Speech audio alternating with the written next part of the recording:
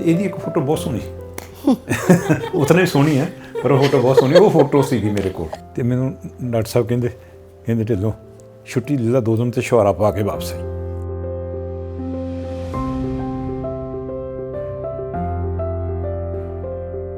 ਮੈਨੂੰ ਕਿਹਾ ਕਿ ਤੈਨੂੰ ਲਾਇਬ੍ਰੇਰੀ ਦਿਖਾਉਣ ਚੱਲੇ ਆ ਤੇ ਮੈਂ ਚਲੇ ਗਈ।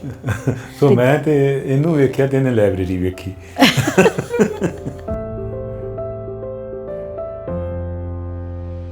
ਨਹੀਂ ਫਿਰ ਮੈਨੂੰ ਉਦੋਂ ਪਤਾ ਲੱਗ ਗਿਆ ਨਾ, ਜਦੋਂ ਰਿਐਕਸ਼ਨ ਹੋਣ ਲੱਗ ਗਿਆ, ਫਿਰ ਮੈਂ ਸਮਝ ਗਈ। ਅੱਜ ਪਹਿਲੇ ਦਿਨ ਮੰਨੀ ਹੈ ਉਹ ਮੇਰੀ ਭੈਣ, ਅਸੀਂ ਨਾ ਬਾਅਦ 'ਚ ਕਿਤੇ ਉਸ ਤੋਂ ਬਾਅਦ ਮੇਰੀ ਸਿਸਟਰ ਕਹਿੰਦੀ ਹੋਰ ਸਭ ਠੀਕ ਹੈ, ਕੱਦ ਥੋੜ੍ਹਾ ਜਿਹਾ ਛੋਟਾ। ਫਿਰ ਮੈਂ ਸਮਝ ਗਈ ਕਿ ਇਹ ਕੱਦ ਛੋਟਾ ਮੇਰੇ ਨਾਲ ਹੋ ਰਿਹਾ ਕੁਛ ਗੱਲ। ਉਸ ਤੋਂ ਪਹਿਲੇ ਮੈਨੂੰ ਨਹੀਂ ਸੀ ਪਤਾ ਕੁਛ ਵੀ। 11 ਜੁਲਾਈ 1974 ਨੂੰ ਨੌਕਰੀ ਜੁਆਇਨ ਕੀਤੀ ਸੀ, ਅਤੇ 11 ਜੁਲਾਈ 1975 ਨੂੰ ਫਿਰ ਸਾਡਾ ਵਿਆਹ ਹੋ ਗਿਆ। ਫਿਰ ਉਦੋਂ ਬਾਅਦ ਅਸੀਂ ਇਕੱਠੇ ਹਾਂ, ਔਰ ਇਹ ਬਾਈ ਚਾਂਸ ਹੋਇਆ। ਕਮਾਲ ਦੀ ਗੱਲ ਹੈ ਵੀ 1 ਸਾਲ ਪਹਿਲਾਂ ਤੁਹਾਨੂੰ ਰਿਜ਼ਕ ਮਿਲਿਆ ਤੇ ਸਾਲ ਬਾਅਦ ਰਿਜ਼ਕ ਸੰਭਾਲਣ ਵਾਲੀ ਹੈ ਨਾ, ਤੇ ਬੜਾ ਖੂਬਸੂਰਤ ਜਿਹਾ ਸੁਮੇਲ ਹੈ। ਪਰ ਇਹਦੇ ਚਾਚਾ ਜੀ ਸੀ ਜਿਹੜੇ ਲੰਮੇ ਸੀ, ਉਹ ਵੀ ਆ ਕੇ ਮੇਰੇ ਕੋਲ ਖਲੋ ਗਏ, ਤੇ ਉਹ ਕਹਿੰਦਾ ਸਰਦਾਰ ਸਾਹਿਬ ਪਿੱਛੇ ਹਟੋ, ਅੱਗੇ ਮੁੰਡਾ ਸਾਡਾ ਤੁਸੀਂ ਕਹਿੰਦੇ ਛੋਟਾ, ਤੇ ਤੁਸੀਂ ਕੋਲਾ ਖਲੋ ਜਾਓ। ਦੂਜੇ ਪਾਸੇ ਮੇਰੇ ਮਾਮੇ ਬੜੇ ਲੰਮੇ ਸੀ, ਕਹਿੰਦਾ ਇੱਧਰ ਇਹਦੇ ਮਾਮੇ ਲੰਮੇ ਖਲੋਤੇ, ਇੱਧਰ ਤੁਸੀਂ ਆ ਕੋਲ ਖਲੋਗੇ ਜੇ। ਮੈਰਿਜ ਪੈਲੇਸ 'ਚ ਸਾਡੀ ਮੈਰਿਜ ਹੋਈ ਸੀ। ਇਹ ਪਟਿਆਲੇ 'ਚ ਇੱਕੋ ਮੈਰਿਜ ਪੈਲੇਸ ਸੀਗਾ, ਅਤੇ ਸਾਡੀ ਉਹਦੇ 'ਚ ਮੈਰਿਜ ਹੋਈ ਸੀ। ਮੇਰੀਆਂ ਸਗੋਂ ਸਟੂਡੈਂਟ ਜਿਹੜੀਆਂ ਬਾਅਦ 'ਚ ਕੁਲੀਗ ਬਣੀਆਂ, ਉਹ ਕਹਿੰਦੇ ਮੈਡਮ ਇਹ ਬੜੀ ਹੈਰਾਨੀ ਦੀ ਗੱਲ ਹੈ, ਤੁਹਾਡੀ 75 'ਚ ਮੈਰਿਜ ਪੈਲੇਸ ਦੇ ਮੈਰਿਜ ਹੋਈ ਹੈ। ਵਾਕਈ ਹੈਰਾਨੀ ਦੀ ਗੱਲ ਹੈ। ਉਹ ਕਹਿੰਦਾ ਬਲਦੇਵ ਇਸ ਤਰ੍ਹਾਂ ਨਾ ਕਰੀ, ਜੇ ਤੈਨੂੰ ਜ਼ਿਆਦਾ ਤੰਗੀ ਲੱਗ ਰਹੀ ਹੈ ਨਾ, ਤੇ ਤੂੰ ਨੌਕਰੀ ਛੱਡ ਦੇ, ਤੇ ਮੈਡਮ ਦੇ ਕਾਲਜ ਦੇ ਸਾਹਮਣੇ ਚਾਹ ਦੀ ਦੁਕਾਨ ਖੋਲ੍ਹ ਲਾ।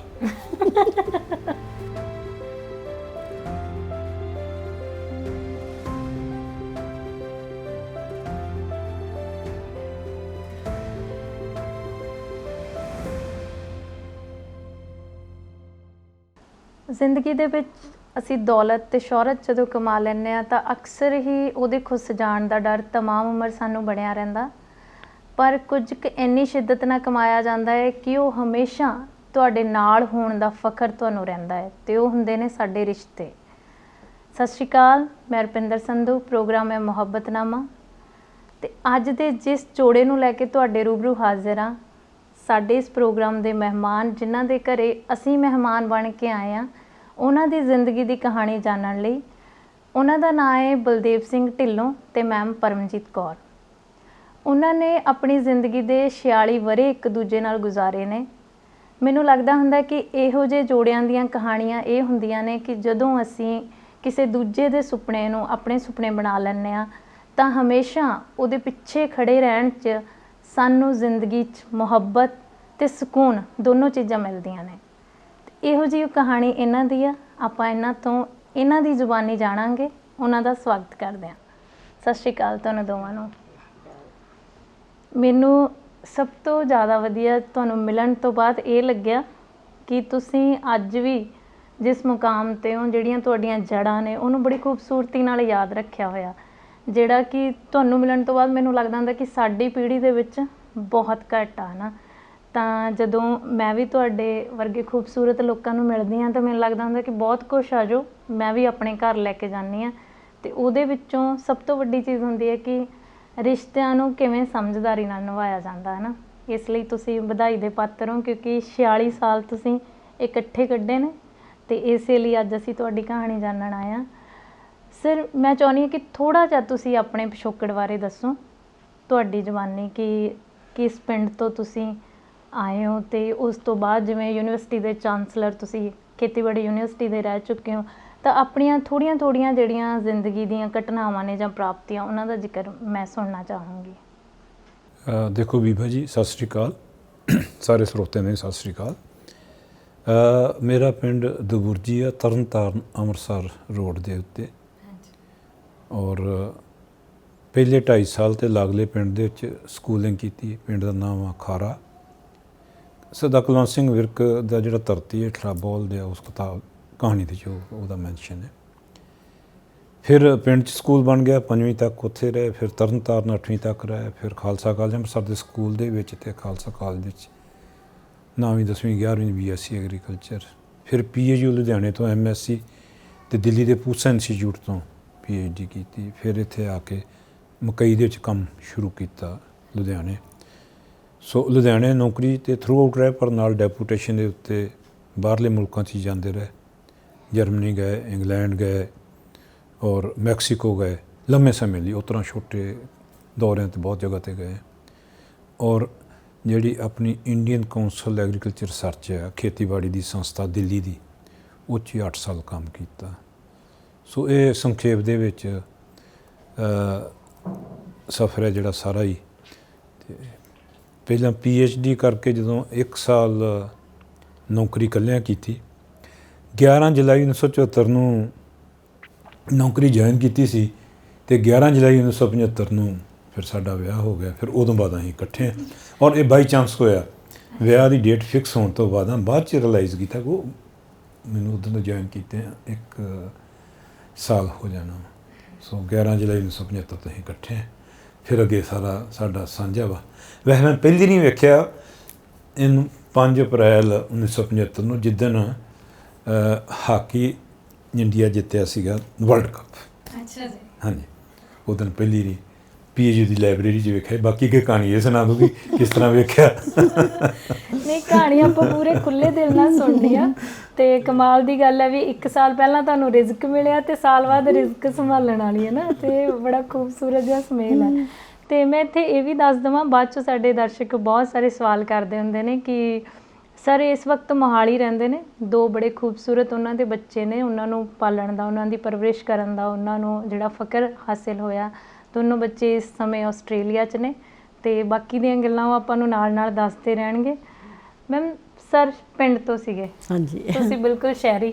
ਹਾਂਜੀ, ਹਾਂ। ਤਾਂ ਤੁਹਾਡੀ ਪੜ੍ਹਾਈ ਲਿਖਾਈ ਵੀ ਬਹੁਤ ਸੀ ਹੈ ਨਾ ਉਸ ਵਕਤ। ਤੁਹਾਨੂੰ ਵੀ ਸੁਪਨੇ ਹੋਣਗੇ। ਵੈਸੇ ਲੋਕ ਤਾਂ ਕਹਿ ਦਿੰਦੇ ਆ ਕਿ ਕੁੜੀਆਂ ਹਮੇਸ਼ਾ ਸ਼ਹਿਰੀ ਜਿਹੜੇ ਸਹੁਰੇ ਨੇ ਉਹ ਭਾਲਦੀਆਂ ਹੁੰਦੀਆਂ ਨੇ। ਤਾਂ ਤੁਸੀਂ ਸ਼ਹਿਰ ਤੋਂ ਪਿੰਡ ਕਿਵੇਂ ਚਲੇ ਗਏ ਫਿਰ?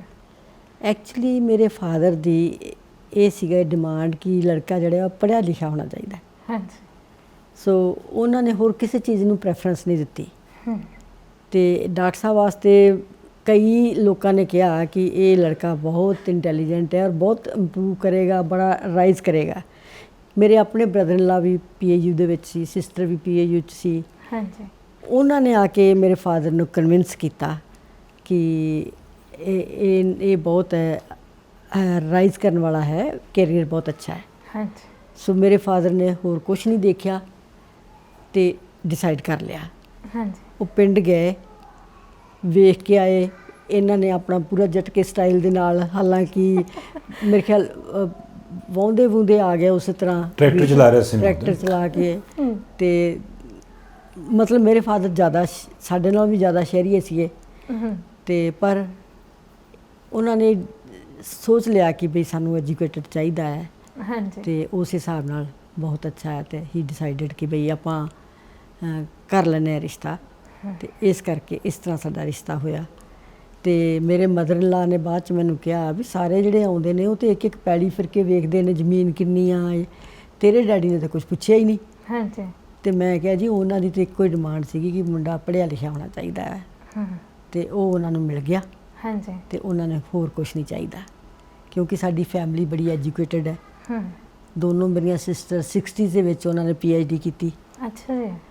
ਫਾਦਰ ਮੇਰੇ MA PhD ਸੀਗੇ, ਪੰਜਾਬੀ ਯੂਨੀਵਰਸਿਟੀ 'ਚ ਕੰਮ ਕਰਦੇ ਰਹੇ। ਹਾਂਜੀ। ਔਰ ਉਹਨਾਂ ਨੇ ਦੋਨੋਂ ਬ੍ਰਦਰ ਇੰਜੀਨੀਅਰ, ਸਾਰੀ ਫੈਮਿਲੀ ਐਜੂਕੇਟਡ ਸੀਗੀ। ਹਾਂਜੀ। ਅਤੇ ਉਹਨਾਂ ਨੇ ਕਦੇ ਜ਼ਮੀਨ ਵਗੈਰਾ ਵੱਲ ਕੁਛ ਧਿਆਨ ਨਹੀਂ ਦਿੱਤਾ। ਖਾਲੀ ਪੜ੍ਹਾਈ ਅਤੇ ਪੜ੍ਹਾਈ ਦੇਖੀ ਹੈ ਕਿ ਐਜੂਕੇਟਡ ਫੈਮਿਲੀ, ਐਜੂਕੇਟਡ ਸਭ ਕੁਛ ਹੋਣਾ ਚਾਹੀਦਾ। ਸੋ ਇਸ ਕਰਕੇ ਸਾਡਾ ਇਸ ਤਰ੍ਹਾਂ ਵਿਆਹ ਹੋਇਆ। ਸਰ ਤੁਸੀਂ ਜਦੋਂ ਮਤਲਬ ਮੈਮ ਦਾ ਜਿਵੇਂ ਭੈਣ ਭਣਵਈਆ ਸੀ, ਉਹਨਾਂ ਨੇ ਤੁਹਾਨੂੰ ਯੂਨੀਵਰਸਿਟੀ 'ਚ ਦੇਖ ਲਿਆ ਕਿ ਹਾਂ ਬਹੁਤ ਤੁਸੀਂ ਮਿਹਨਤੀ ਹੋ, ਤੁਹਾਡਾ ਅੱਗੇ ਜਾ ਕੇ ਜਿਹੜਾ ਭਵਿੱਖ ਬੜਾ ਸੋਹਣਾ ਹੋਏਗਾ, ਅਤੇ ਤੁਹਾਨੂੰ ਮੈਮ ਬਾਰੇ ਕੀ ਦੱਸਿਆ ਗਿਆ ਸੀਗਾ? ਨਾ, ਉਹਦੇ ਨੂੰ ਬਾਅਦ 'ਚ ਆਊਂਗਾ। ਪਹਿਲਾਂ ਤਾਂ ਇਹ ਆ ਕਿ ਇੱਕ ਗੱਲ ਇਹ ਭੁੱਲ ਗਈ। ਮੇਰੇ ਸਹੁਰਾ ਸਾਹਿਬ, ਮੈਂ ਪੰਜਾਬੀ 'ਚ ਕੋਸ਼ਿਸ਼ ਕਰੂੰਗਾ, ਫਾਦਰ ਇਨ ਲਾ ਨਹੀਂ ਕਹੂੰਗਾ। ਹਾਂਜੀ ਬਹੁਤ ਪੱਕੇ ਸਿੱਖ ਸੀ। ਉਹਨਾਂ ਦੇ ਗੁਰਬਾਣੀ ਦੇ ਉੱਤੇ, ਗੁਰਬਾਣੀ ਵਿਆਕਰਨ ਉੱਤੇ ਤੇ ਉਚਾਰਨ, ਗੁਰਬਾਣੀ ਉਚਾਰਨ ਦੇ ਉੱਤੇ ਵੀ ਕਿਤਾਬਾਂ ਹੈਗੀਆਂ, ਭਾਸ਼ਾ ਵਗੈਰਾ ਬਹੁਤ ਪੱਕੇ ਸੀਗੇ। ਤੇ ਮੈਂ ਉਦੋਂ ਦਾੜੀ ਟ੍ਰੇਨ ਬੁੱਕਸ ਕਰਦਾ ਲਿਖੀਆਂ ਉਹਨਾਂ ਨੇ, ਬਹੁਤ ਮਸ਼ਹੂਰ ਨੇ ਉਹਨਾਂ ਦੀ। ਇਨਸਾਈਕਲੋਪੀਡੀਆ ਆਫ ਸਿੱਖ ਰਿਲੀਜਨ ਹਾਂਜੀ ਉਹਨਾਂ ਨੇ ਸਟਾਰਟ ਕੀਤਾ, ਸ਼ਬਦ ਜੋੜ ਕੋਸ਼ ਉਹਨਾਂ ਨੇ ਸਟਾਰਟ ਕੀਤਾ, ਔਰ ਪੰਜਾਬੀ ਦੀ ਸਭ ਤੋਂ ਪਹਿਲੇ ਜਿਹੜੀ ਡਿਕਸ਼ਨਰੀ ਪੰਜਾਬੀ ਇੰਗਲਿਸ਼ ਦੀ ਆਈ ਹੈ ਪੰਜਾਬੀ ਯੂਨੀਵਰਸਿਟੀ ਦੀ, ਉਹਦੇ ਉਹ ਐਡੀਟਰ ਨੇ, ਉਹਨਾਂ ਨੇ ਬਣਾਈ ਹੈ। ਉਹਨਾਂ ਦਾ ਨਾਮ ਡਾਕਟਰ ਹਰਕੀਰਤ ਸਿੰਘ। ਅੱਛਾ ਜੀ।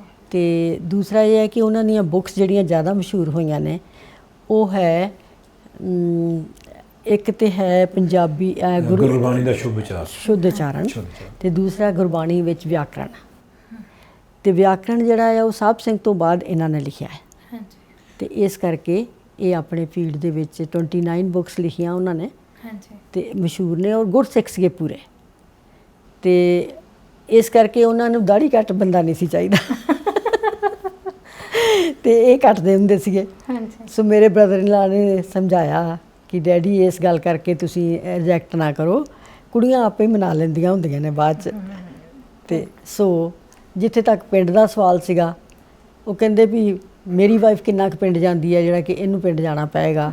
ਸੋ ਪਿੰਡ ਸ਼ਹਿਰ ਦਾ ਉੱਥੇ ਕੰਮ ਖਤਮ ਹੋ ਗਿਆ ਕਿ ਸ਼ਹਿਰਨ ਕੁੜੀ ਹੈ, ਪਿੰਡ 'ਚ ਜਾ ਕੇ ਕਿਵੇਂ ਐਡਜਸਟ ਕਰੇਗੀ। ਹਾਂਜੀ ਪਰ ਮੈਨੂੰ ਨਹੀਂ ਲੱਗਦਾ ਕਿ ਮੈਂ ਐਡਜਸਟਮੈਂਟ 'ਚ ਕੋਈ ਮੈਨੂੰ ਪ੍ਰੋਬਲਮ ਆਈ। ਮੈਂ ਪਿੰਡ 'ਚ ਜਾ ਕੇ ਵੀ ਉਸੇ ਤਰ੍ਹਾਂ ਐਡਜਸਟ ਕੀਤਾ ਜਿਸ ਤਰ੍ਹਾਂ ਮੈਂ ਸ਼ਹਿਰ 'ਚ ਸੀਗੀ। ਫੈਮਿਲੀ ਵੱਲੋਂ ਪਿਆਰ ਮਿਲਣਾ ਚਾਹੀਦਾ ਆ, ਹੋਰ ਚੀਜ਼ਾਂ ਬਾਅਦ 'ਚ ਆਉਂਦੀਆਂ ਨੇ। ਮੇਰੇ ਕੋਲ ਕਦੀ ਕੰਮ ਹੀ ਨਹੀਂ ਕਰਾਇਆ ਕਿਸੇ ਨੇ। ਹਾਂਜੀ ਡਰ ਤਾਂ ਇਹੋ ਹੁੰਦਾ ਕਿ ਮੈਂ ਕੰਮ ਕਰਾਂਗੀ ਗਲਤ ਕਰ ਜਾਊਂਗੀ, ਮੈਨੂੰ ਰੋਟੀ ਵੀ ਨਹੀਂ ਪਕਾਉਣੀ ਆਉਂਦੀ। ਹਾਂਜੀ ਤੇ ਮੈਨੂੰ ਕਿਸੇ ਨੇ ਲਗਾਇਆ ਹੀ ਨਹੀਂ ਇਸ ਕੰਮ 'ਚ।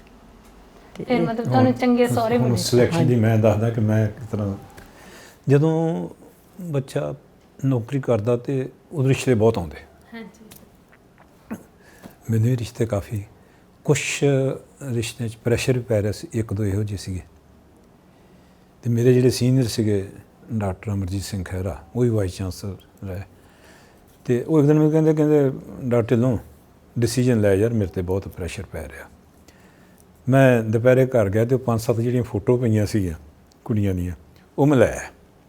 ਮੈਂ ਕਿਹਾ ਜੀ ਆ ਵਾ ਤੇ ਆ ਜਿਹੜੀ ਆ ਇਹਦੇ ਫਾਦਰ ਜਿਹੜੇ ਆ ਉਹ ਪੰਜਾਬੀ ਯੂਨੀਵਰਸਿਟੀ ਕੰਮ ਕਰਦੇ, PhD ਆ, 2 ਵੱਡੀਆਂ ਭੈਣਾਂ PhD ਆ, 2 ਭਰਾ ਵਾ ਉਹ ਇੰਜੀਨੀਅਰ ਹੈ, BE ਆ, ਇੱਕ ਨੇ ਬਾਅਦ 'ਚ ME ਵੀ ਕਰ ਲਈ ਸੀ। ਇਹ ਮੈਂ MA ਇਕਨੋਮਿਕਸ ਆ। ਤੇ ਇਹਦੀ ਇੱਕ ਫੋਟੋ ਬਹੁਤ ਸੋਹਣੀ ਉਤਨੀ ਸੋਹਣੀ ਹੈ ਪਰ ਉਹ ਫੋਟੋ ਬਹੁਤ ਸੋਹਣੀ, ਉਹ ਫੋਟੋ ਸੀਗੀ ਮੇਰੇ ਕੋਲ। ਤੇ ਮੈਨੂੰ ਡਾਕਟਰ ਸਾਹਿਬ ਕਹਿੰਦੇ ਢਿੱਲੋਂ ਛੁੱਟੀ ਲੈ ਲਾ 2 ਦਿਨ ਤੇ ਸ਼ੁਹਾਰਾ ਪਾ ਕੇ ਵਾਪਸ ਆਈ। ਅੱਛਾ ਜੀ। ਸੋ this is how the decision was taken. Doctor Khaira ਨੇ ਲਿਆ ਜਾਂ ਮੈਂ ਲਿਆ ਜਾਂ ਫੋਟੋ ਨੇ ਲਿਆ, ਜਾਂ ਮੈਂ ਕਹੂੰਗਾ ਕਿ ਫੈਮਿਲੀ ਦੀ ਬੈਕਗਰਾਊਂਡ ਨੇ। ਹਾਂਜੀ ਇਨਫੈਕਟ ਡਾਕਟਰ ਖਹਿਰਾ ਨੇ ਕਹਿੰਦੇ ਕਿ ਇੰਨੀ ਐਜੂਕੇਟਡ ਜੱਟ ਫੈਮਿਲੀ ਹੋਰ ਮਿਲ ਜੂਗੀ। ਮਤਲਬ ਥਿੰਕ ਆਫ 1975, ਉਹਨੂੰ ਸੋਚੋ ਕਿ ਇੱਕ ਘਰ ਦੇ ਵਿੱਚ 2 ਲੜਕੀਆਂ PhD, 2 ਲੜਕੇ BE, ਇੱਕ MA, ਪਿਓ MA ਐਂਡ PhD। ਹਾਂਜੀ so I think that was the basic reason ਜਿਹੜੀ ਦੀ ਸਿਲੈਕਸ਼ਨ ਹੋਈ, in addition to photo and in addition to ਸਲਾਹ ਬਾਈ ਡਾਕਟਰ ਖਹਿਰਾ। ਹਾਂ ਮਤਲਬ ਇੱਕ ਫੋਟੋ ਬਹੁਤ ਸੋਹਣੀ ਸੀ ਤੇ ਉੱਪਰੋਂ ਤੁਹਾਨੂੰ ਸਲਾਹ ਬਹੁਤ ਸੋਹਣੀ ਮਿਲੀ ਹੈ ਨਾ। ਤੇ ਮੈਮ ਤੁਸੀਂ ਕੋਈ ਕੰਡੀਸ਼ਨ ਰੱਖੀ ਸੀ ਵੀ, ਜਿੱਦਾਂ ਤੁਸੀਂ ਕਿਹਾ ਵੀ ਫਾਦਰ ਸਾਹਿਬ ਨੇ ਰੱਖੀ ਸੀ, ਪਰ ਤੁਹਾਡੀ ਕੋਈ ਕੰਡੀਸ਼ਨ ਹੈਗੀ ਸੀ? ਨੋ ਕੰਡੀਸ਼ਨ, ਖਾਲੀ ਇਹੋ ਹੀ ਸੀਗਾ ਕਿ ਐਜੂਕੇਟਡ ਹੋਣਾ ਚਾਹੀਦਾ। ਹਾਂਜੀ ਕਿਉਂਕਿ ਸਾਡੀ ਸਾਰੀ ਫੈਮਿਲੀ ਐਜੂਕੇਟਡ ਹੈ। ਮੇਰੀ ਇੱਕ ਫਰੈਂਡ ਨੇ ਮੈਨੂੰ ਪ੍ਰਪੋਜ਼ਲ ਦਿੱਤੀ, ਆਪਣੇ ਆਰਮੀ ਅਫੀਸਰ ਸੀ, ਤੇ ਮੈਂ ਉਹਨੂੰ ਕਿਹਾ ਵੀ ਨਹੀਂ, ਸਾਡੀ ਫੈਮਿਲੀ ਬੜੀ ਐਜੂਕੇਟਡ ਹੈ ਤੇ ਉਹਦੇ ਵਿੱਚ ਘੱਟ ਐਜੂਕੇਟਡ ਹੁੰਦੇ ਨੇ ਜ਼ਿਆਦਾ ਆਰਮੀ ਵਾਲੇ, ਕਿਉਂਕਿ ਉਹ ਤੇ ਇੱਕਦਮ ਚਲੇ ਜਾਂਦੇ ਨੇ ਨਾ। ਤੇ ਇਸ ਕਰਕੇ ਮੇਰੇ ਫਾਦਰ ਨਹੀਂ ਮੰਨਣਗੇ। ਔਰ ਮੇਰੇ ਫਾਦਰ ਨੇ ਮੇਰੀਆਂ ਸਿਸਟਰ ਦੀ ਮੈਰਿਜ ਦੇ ਟਾਈਮ 'ਚ ਵੀ ਇਹੋ ਡਿਫਿਕਲਟੀ ਆਉਂਦੀ ਸੀਗੀ ਕਿ ਇੰਨੀਆਂ ਪੜ੍ਹੀਆਂ ਲਿਖੀਆਂ ਲੜਕੀਆਂ ਔਰ ਪੜ੍ਹੇ ਲਿਖੇ ਲੜਕੇ ਨਹੀਂ ਸੀ ਮਿਲਦੇ, ਆਰਮੀ ਵਿੱਚ ਉਹ ਭੇਜਣਾ ਨਹੀਂ ਸੀ ਚਾਹੁੰਦੇ, ਕਿਉਂਕਿ ਆਰਮੀ ਦਾ ਬੜਾ ਚਾਅ ਹੈ ਲੋਕਾਂ ਨੂੰ। ਉਸ ਟਾਈਮ ਵੀ ਲੜਕੀਆਂ ਨੂੰ ਸੀਗਾ ਕਿ ਅਫੀਸਰਸ ਮਿਲਦੇ ਸੀ, ਪਰ ਉਹ ਕਹਿੰਦੇ ਮੈਂ ਕੁੜੀਆਂ ਇਸ ਕਰਕੇ ਨਹੀਂ ਪੜ੍ਹਾਈਆਂ ਕਿ ਉਹ ਘਰ ਬੈਠ ਜਾਣ, ਉਹ ਜੌਬ ਕਰਨਗੀਆਂ। ਹਾਂਜੀ ਮਤਲਬ ਉਹਨਾਂ ਦੀ ਥਿੰਕਿੰਗ ਹੀ ਡਿਫਰੈਂਟ ਸੀ ਕਿ ਉਹ ਕੁੜੀਆਂ ਨੂੰ ਚਾਹੁੰਦੇ ਸੀਗੇ ਕਿ ਜੇ ਉਹਨਾਂ ਨੂੰ PhD ਕਰਾਈ ਹੈ ਤੇ ਉਹ ਅੱਗੇ ਜ਼ਰੂਰ ਜੌਬ ਕਰਨ। ਉਸ ਵਕਤ ਤੁਸੀਂ ਨੌਕਰੀ ਕਰਦੇ ਸੀ? ਮੈਰਿਜ ਦੇ ਟਾਈਮ ਮੈਂ ਕਰਦੀ ਸੀਗੀ। ਅੱਛਾ। ਹਾਂ ਕਰਦੀ ਸੀ, ਮੈਂ ਕਾਲਜ ਲੈਕਚਰਰ ਸੀ ਉਦੋਂ। ਹਾਂਜੀ ਤੇ ਸਿਸਟਰਸ ਵੀ ਮੇਰੀਆਂ ਕਰਦੀਆਂ ਸੀਗੀਆਂ ਜੌਬ, ਉਹਨਾਂ ਦੀ ਵੀ ਮੈਰਿਜ ਤਾਂ ਬਾਅਦ 'ਚ ਹੀ ਹੋਈ ਹੈ। ਹਾਂਜੀ ਤੇ ਪਰ ਇਹ ਹੈ ਕਿ ਫਿਰ ਫੈਮਿਲੀ ਐਜੂਕੇਟਡ ਦੇਖਣੀ, ਲੜਕਾ ਪੜ੍ਹਿਆ ਲਿਖਿਆ ਦੇਖਣਾ, ਉਹ ਬਹੁਤ ਮੁਸ਼ਕਲ ਸੀ ਉਸ ਟਾਈਮ ਦੀ ਜੱਟ ਫੈਮਿਲੀ 'ਚ। ਹਾਂਜੀ। ਜੱਟਾਂ ਦੇ ਵਿੱਚ ਨਹੀਂ ਸੀ ਲੱਭ ਰਿਹਾ ਸਾਨੂੰ ਕੋਈ ਵੀ। ਤੇ ਫਿਰ ਡੈਫੀਨੇਟਲੀ ਮੇਰੀ ਵੱਡੀ ਸਿਸਟਰ ਜਿਹੜੀ ਸੀ ਉਹ ਤੇ USA ਗਈ, ਉਹਦੀ ਵੀ ਫੈਮਿਲੀ ਅੱਛੀ ਸੀਗੀ, ਮਹਾਰਾਜਾ ਪਟਿਆਲਾ ਦੀ ਫੈਮਿਲੀ 'ਚ ਉਹਦਾ ਫਾਦਰ ਇਨ ਲਾ ਮਤਲਬ ਕਰਦੇ ਸੀ ਕੰਮ, ਤੇ ਬ੍ਰਦਰ ਇਨ ਲਾ ਬਾਹਰ ਸੀਗੇ ਇੰਜੀਨੀਅਰ। ਤੇ ਉਸ ਤੋਂ ਨੈਕਸਟ ਜਿਹੜੀ ਸਿਸਟਰ ਸੀਗੀ ਉਹਦੀ PAU ਦੇ ਵਿੱਚ ਹੀ ਹੋਇਆ, ਤੇ ਉਹ ਵੀ ਹਾਈਲੀ ਐਜੂਕੇਟਡ ਸੀ, ਤੇ ਫੈਮਿਲੀ ਵੀ ਉਹਨਾਂ ਦੀ ਐਜੂਕੇਟਡ ਸੀ। ਬ੍ਰਦਰ ਵੀ ਇੰਜੀਨੀਅਰ ਸੀਗਾ, ਸਿਸਟਰ ਵੀ ਸਕੂਲ ਟੀਚਰ ਸੀ, ਫਾਦਰ ਇਨ ਲਾ ਵੀ ਡਾਕਟਰ ਟਾਈਪ ਸੀ। ਤੇ ਮਤਲਬ ਉਹਨਾਂ ਨੂੰ ਉਹ ਉਸ ਟਾਈਮ ਹੀ ਐਸੋਸੀਏਟ ਪ੍ਰੋਫੈਸਰ ਸੀਗੇ। ਸੋ ਉਹਦੀ ਸਿਲੈਕਸ਼ਨ 'ਚ ਡੈਡੀ ਨੂੰ ਇਹੋ ਪ੍ਰੋਬਲਮ ਸੀਗੀ ਕਿ ਉਹ ਬੈਕਵਰਡ ਏਰੀਆ ਨੂੰ ਬਿਲੋਂਗ ਕਰਦੇ ਨੇ, ਝਨੀਰ ਵਰਗੇ ਏਰੀਏ ਨੂੰ, ਵੀ ਬਹੁਤ ਬੈਕਵਰਡ ਹੈ। ਪਰ ਫਿਰ ਵੀ ਸਾਰਿਆਂ ਨੇ ਕਿਹਾ ਕਿ ਉਹਨਾਂ ਨੇ ਕਿਹੜਾ ਪਿੰਡ ਜਾ ਕੇ ਕਿਤੇ ਰਹਿਣਾ, ਉੱਥੇ ਹੈ ਤਾਂ ਕੋਈ ਵੀ ਨਹੀਂਗਾ। ਉਹਦੀ ਸਿਲੈਕਸ਼ਨ ਉਸ ਤੋਂ ਬਾਅਦ, ਮਤਲਬ ਉਸ ਤੋਂ ਪਹਿਲੇ ਸ਼ਹਿਰੀ ਫੈਮਿਲੀ ਲੱਭਦੇ ਰਹੇ, ਵੱਡੀ ਸਿਸਟਰ ਦੀ ਸ਼ਹਿਰੀ ਲੱਭੀ, ਪਰ ਉਹਦੇ ਟਾਈਮ 'ਚ ਫਿਰ ਪੇਂਡੂ ਫੈਮਿਲੀ ਆ ਗਈ ਸਾਡੀ। ਤੇ ਫਿਰ ਉਸ ਤੋਂ ਬਾਅਦ ਮੇਰੀ ਟਰਨ ਆਈ, ਤੇ ਮੇਰੇ ਬ੍ਰਦਰ ਇਨ ਲਾ ਨੇ ਕਨਵਿੰਸ ਕਰ ਲਿਆ ਕਿ ਇਹ ਪੇਂਡੂ ਸ਼ਹਿਰੋਂ ਦਾ ਛੱਡੋ ਤੁਸੀਂ, ਕਿਉਂਕਿ ਕੁੜੀਆਂ ਨੇ ਕਿਹੜਾ ਪਿੰਡ 'ਚ ਜਾ ਕੇ ਰਹਿਣਾ ਹੈ। ਤੇ ਇਸ ਕਰਕੇ ਤੁਸੀਂ ਉਹ ਮੰਨ ਗਏ ਈਜ਼ੀਲੀ। ਵੈਸੇ ਮੈਂ ਇਹਨੂੰ ਪਹਿਲਾਂ ਵੇਖ ਲਿਆ ਸੀਗਾ। ਅੱਛਾ ਜੀ। ਕਿਉਂਕਿ ਨੈਚੁਰਲੀ ਗੱਲਬਾਤ ਚੱਲਦੀ ਰਹਿੰਦੀ, ਹੋਰ ਹੀ ਕੁੜੀਆਂ ਵੇਖੀਆਂ ਸੀਗੀਆਂ, ਤੇ ਮੈਨੂੰ ਆਪਣੇ ਸਾਂਢੂ ਸਾਹਿਬ ਨੂੰ ਮੈਂ ਕਿਹਾ ਵੀ ਪਹਿਲਾਂ ਵਿਖਾਓ ਤੁਸੀਂ ਜਿਹੜੀ ਮੈਂ ਗੱਲ ਕਰ ਰਿਹਾ 5 ਅਪ੍ਰੈਲ ਦੀ। ਹਾਂਜੀ। ਤੇ ਇਹ ਉਦੋਂ ਮੇਰੇ ਖਿਆਲ ਨਕੋਦਰ ਕੰਮ ਕਰਦੀ ਸੀ, ਮੁੜ ਕੇ ਥੋੜ੍ਹੇ ਦਿਨ ਰਾਜਪੁਰੇ ਵੀ ਰਹੀ, ਇਸ ਕਰਕੇ ਮੈਨੂੰ ਕਨਫਿਊਜ਼ਨ ਹੋ ਰਿਹਾ ਥੋੜ੍ਹਾ ਜਿਹਾ। ਜ਼ਿਆਦਾ ਨਕੋਦਰ, ਰਾਜਪੁਰੇ ਮੇਰੇ ਖਿਆਲ few days ਨਹੀਂ ਸਾਲ ਨਹੀਂ ਹੋਇਆ ਤੋਂ ਬਾਅਦ, ਵਿਆਹ ਤੋਂ ਬਾਅਦ ਹਾਂ ਜਲਦੀ ਚੇਂਜ ਕਰ ਲਿਆ ਸੀ, 10-15 ਦਿਨ ਹੀ। ਤੇ ਉਹ ਮੈਂ ਉਹਨੂੰ ਜਦੋਂ ਕਿਹਾ ਤੇ ਉਹ ਕਹਿੰਦੇ ਠੀਕ ਆ, ਡੇ ਫਿਕਸ ਕਰ ਲਿਆ, ਤੇ PAU ਦੀ ਲਾਇਬ੍ਰੇਰੀ ਫਿਕਸ ਕਰ ਲਈ। ਮੈਨੂੰ ਕਿਹਾ ਕਿ ਤੈਨੂੰ ਲਾਇਬ੍ਰੇਰੀ ਦਿਖਾਉਣ ਚੱਲੇ ਆ, ਤੇ ਮੈਂ ਚਲੇ ਗਈ। ਸੋ ਮੈਂ ਤੇ ਇਹਨੂੰ ਵੇਖਿਆ ਤੇ ਇਹਨੇ ਲਾਇਬ੍ਰੇਰੀ ਵੇਖੀ। ਸੋ ਵੇਖੋ ਖਾਈ ਕਹਿ ਪਹਿਲਾਂ ਹੋ ਗਈ ਸੀ, ਮੁੜ ਕੇ ਫਿਰ ਜਦੋਂ ਪ੍ਰੈਸ਼ਰ ਕਰਦਾ ਵੀ ਹੈਡ ਟੂ ਟੇਕ ਡਿਸੀਜਨ ਲੈਣਾ ਹੀ ਸੀਗਾ। ਉਤਨਾ ਆਦਮੀ ਡਿਲੇ ਕਰਦਾ, ਉਹ ਵੀ ਮਜ਼ਾ ਹੀ ਹੁੰਦਾ ਹੋਵੇ। ਆਹ ਰਿਸ਼ਤਾ ਆ ਗਿਆ, 4-5 ਦੋਸਤ ਇੱਕੋ ਜਿਹੇ ਹੁੰਦੇ ਆ ਜਿਹੜੇ ਹੋਸਟਲ ਨਾਲੇ ਕੁਛ ਲੋਕ ਸੀਗੇ ਜਿਹੜੇ ਕਿ ਇਹਨਾਂ ਦੇ ਫਰੈਂਡ ਜਿਹੜੇ ਕਿ ਉਹ ਬਿਊਟੀ ਦੇ ਪਿੱਛੇ ਜਾਂਦੇ, ਇਹਨਾਂ ਦੇ ਸਿੰਪਲ ਨੇ, ਇਹਨਾਂ ਨੂੰ ਕੋਈ ਫਰਕ ਨਹੀਂ ਪੈਂਦਾ ਜੋ ਮਰਜ਼ੀ ਆ, ਨਾ ਖਾਣ ਪੀਣ ਦਾ ਨਹੀਂ, ਨਾ ਖਾਣ ਪੀਣ ਦੀ ਪਰਵਾਹ, ਤੇ ਨਾ ਕੱਪੜੇ ਪਾਉਣ ਦੀ। ਤੇ ਇਹ ਆਪਣੇ ਕੰਮ 'ਚ ਬਿਜ਼ੀ ਰਹਿੰਦੇ ਸੀਗੇ।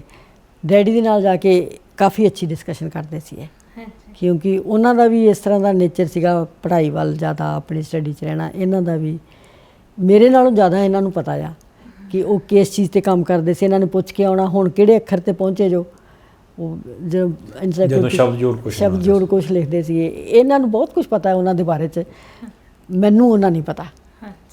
ਤੇ ਮੈਂ ਇਹ ਪੁੱਛਣਾ ਹੀ ਚਾਹੁੰਦੀ ਸੀ ਸਰ ਨੂੰ ਵੀ, ਤੁਸੀਂ ਦੇਖਿਆ ਸੀ ਮੈਮ ਨੂੰ ਪਹਿਲਾਂ, ਤਾਂ ਉਹਨਾਂ ਨੇ ਪਹਿਲਾਂ ਹੀ ਜਵਾਬ ਦਿੱਤਾ ਹੈ ਨਾ, ਤਾਂ ਤੁਹਾਨੂੰ ਸਿਰਫ ਫੋਟੋ ਦਿਖਾਈ ਗਈ ਸੀ ਕਿ ਤੁਸੀਂ ਵੀ ਦੇਖਿਆ ਸੀ ਉਹਨਾਂ ਨੂੰ? ਨਹੀਂ, ਫਿਰ ਮੈਨੂੰ ਉਦੋਂ ਪਤਾ ਲੱਗ ਗਿਆ ਨਾ, ਜਦੋਂ ਰਿਐਕਸ਼ਨ ਹੋਣ ਲੱਗ ਗਿਆ, ਫਿਰ ਮੈਂ ਸਮਝ ਗਈ। ਅੱਜ ਪਹਿਲੇ ਦਿਨ ਮੰਨੀ ਆ ਮੇਰੀ ਭੈਣ, ਅਸੀਂ ਨਾ ਬਾਅਦ 'ਚ ਕਿਤੇ ਉਸ ਤੋਂ ਬਾਅਦ ਮੇਰੀ ਸਿਸਟਰ ਕਹਿੰਦੀ ਹੋਰ ਸਭ ਠੀਕ ਹੈ, ਕੱਦ ਥੋੜ੍ਹਾ ਜਿਹਾ ਛੋਟਾ। ਫਿਰ ਮੈਂ ਸਮਝ ਗਈ ਵੀ ਇਹ ਕੱਦ ਛੋਟਾ ਮੇਰੇ ਨਾਲ ਹੋ ਰਿਹਾ ਕੁਛ ਗੱਲ। ਉਸ ਤੋਂ ਪਹਿਲੇ ਮੈਨੂੰ ਨਹੀਂ ਸੀ ਪਤਾ ਕੁਛ ਵੀ। ਅੱਛਾ ਜੀ। ਹਾਂ, ਉਸ ਤੋਂ ਪਹਿਲੇ ਨਹੀਂ ਸੀ ਪਤਾ। ਸੋ ਉਹ ਵੀ ਜ਼ਮਾਨਾ ਸੀ ਜਦੋਂ ਦੱਸਿਆ ਵੀ ਨਹੀਂ ਸੀ ਜਾਂਦਾ। ਪੇਰੈਂਟਸ ਤੇ ਮੇਰੇ ਹੈ ਹੀ ਨਹੀਂ ਸੀ, ਉੱਥੇ ਆਏ ਹੀ ਨਹੀਂ ਸੀਗੇ। ਤੇ ਮੇਰੇ ਬ੍ਰਦਰ ਇਨ ਲਾ ਨੇ ਤੇ ਉਹਨਾਂ ਨੇ ਡਿਸਾਈਡ ਕਰ ਲਿਆ। ਉਹਨੇ ਵੱਡੀ ਭੈਣ ਦੀ ਗੱਲ ਕੀਤੀ, ਜਿਹਨੇ ਕਿਹਾ ਕੱਦ ਛੋਟਾ ਸੀ। ਉਹ ਦੇਖ ਦਿਖਾਈ ਦੇ ਵਿੱਚ ਤੇ ਮੁੜ ਕੇ ਜਿਹੜਾ ਟਾਈਮ ਸੀਗਾ ਨਾ, ਤੇ ਉਹ ਜਦੋਂ ਜੀ ਕਰਨਾ, ਇੱਕ ਮੈਂ ਤੇ ਇੱਕ ਮੇਰਾ ਫਰੈਂਡ ਸੀਗਾ, ਅਸੀਂ ਸਾਈਕਲ ਚੁੱਕਣਾ ਤੇ ਚਲੇ ਜਾਣਾ। ਉਹਨਾਂ ਨੇ ਫਰੂਟ ਕਰੀਮ ਬਹੁਤ ਖਵਾਈ ਵੱਡੀ ਭੈਣ ਦੀ ਨੇ ਵਿਆਹ ਤੋਂ ਪਹਿਲਾਂ। ਉਹਨਾਂ ਨੇ ਘਰ ਜਾ ਕੇ ਕਹਿਣਾ ਭੈਣ ਜੀ ਉਹਨੂੰ ਬੁਲਾ ਦਿਓ, ਨਾਲੇ ਫਰੂਟ ਕਰੀਮ ਖਵਾਉਣੀ, ਨਾਲੇ ਕਹਿਣਾ ਬੁਲਾ ਦਿਓ। ਤੇ ਫਿਰ ਵਿਆਹ ਤੁਹਾਡਾ ਕਿਵੇਂ ਹੋਇਆ? ਮਤਲਬ ਕਿਵੇਂ ਦੀਆਂ ਉਸ ਵਕਤ ਤਿਆਰੀਆਂ ਵੀ ਹੋਈਆਂ ਹੋਣਗੀਆਂ? ਤੁਸੀਂ ਨਹੀਂ, ਜਲਦੀ ਹੋ ਗਿਆ ਸਾਡਾ ਵਿਆਹ। ਬਹੁਤ ਉਦੋਂ ਤਿਆਰੀਆਂ ਨਹੀਂ ਸੀ। 75 ਦੇ ਵਿੱਚ ਮੁੰਡਿਆਂ ਦਾ ਕਾਫੀ ਜ਼ੋਰ ਸੀਗਾ, ਜਤਨ ਯਾਦ ਹੋਵੇ। ਅੱਛਾ, ਐਮਰਜੈਂਸੀ ਸੀ। 12 ਬੰਦੇ ਅਲਾਉਡ ਸੀਗੇ। ਹਾਂਜੀ। ਸੋ ਪਿੰਡੋਂ ਤੇ ਅਸੀਂ 12 ਬੰਦੇ ਹੀ ਆਏ ਹੋਵਾਂਗੇ ਜਾਂ 10 ਆਏ ਹੋਵਾਂਗੇ। ਲੁਧਿਆਣੇ ਤੋਂ ਆ ਕੇ 2-4 ਹੋਰ ਰਲ ਗਏ ਤੇ ਵਿਆਹ ਦੇ ਵਿੱਚ ਕੋਈ ਮੇਰੇ ਖਿਆਲ ਖਾਸ ਗੱਲ ਨਹੀਂ, ਪਰ ਮੈਂ ਜੋ ਬਲਕਿ ਬੜੀਆਂ ਇੰਟਰਸਟਿੰਗ ਗੱਲਾਂ ਜਿਹੜੀ ਸਾਰੀ ਉਮਰ ਯਾਦ ਰਹਿ ਜਾਂਦੀਆਂ ਵਾ। ਮੇਰਾ ਬਜ਼ੁਰਗ ਜਿਹੜੇ ਸੀਗੇ ਉਹ ਹੀ ਵਾਸ ਵੈਟਰਨਰੀ ਦੇ ਵਿੱਚ ਉਹਨਾਂ ਕੋਰਸ ਕੀਤਾ ਸੀਗਾ ਤੇ ਨੌਕਰੀ ਕਰਦੇ ਰਹੇ ਬਹੁਤ ਚਿਰ। ਮੁੜ ਕੇ ਫਿਰ ਕਿਉਂਕਿ ਪਹਿਲੀ ਵਾਈ ਠੀਕ ਨਹੀਂ ਚੱਲਦੀ, ਨੌਕਰੀ ਛੱਡ ਕੇ ਆ ਗਏ, ਪਹਿਲੇ ਸਰਪੰਚ ਵੀ ਰਹੇ ਸੀਗੇ, but he was easy going.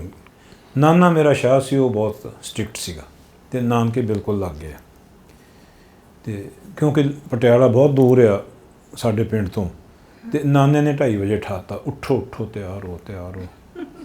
ਤਿਆਰ ਹੋ ਕੇ ਜਦੋਂ ਅਸੀਂ ਪਿੰਡੋਂ ਅਜੇ ਮੇਰੇ ਨਾਲ ਮੇਰੇ ਨਾਨੀ ਜੀ ਬੈਠੇ ਸੀ, ਮੈਂ ਬੀਜੀ ਕਹਿੰਦਾ ਉਹਨਾਂ ਨੂੰ ਤੇ ਮੈਂ ਵੱਡਾ ਵਾਂ ਨਾਨਕਿਆਂ ਵੱਲੋਂ ਵੀ ਤੇ ਇੱਧਰੋਂ ਵੀ ਵੱਡਾ ਹੋਣ ਕਰਕੇ ਸੋ ਬੀਜੀ ਕਹਿੰਦਾ ਤੇ ਮੇਰੇ ਨਾਲ ਹੀ ਬੈਠੇ ਘਰ ਤੇ ਜਦੋਂ ਜੰਡਿਆਲੇ ਕੋਲ ਹੀ ਆਇਆ, ਜੰਡਿਆਲਾ ਗੁਰੂ ਜੰਡਿਆਲੇ ਕੋਲ, ਕਹਿੰਦੀ ਬੰਦੇ ਵੱਧ ਚ ਆ ਗਏ।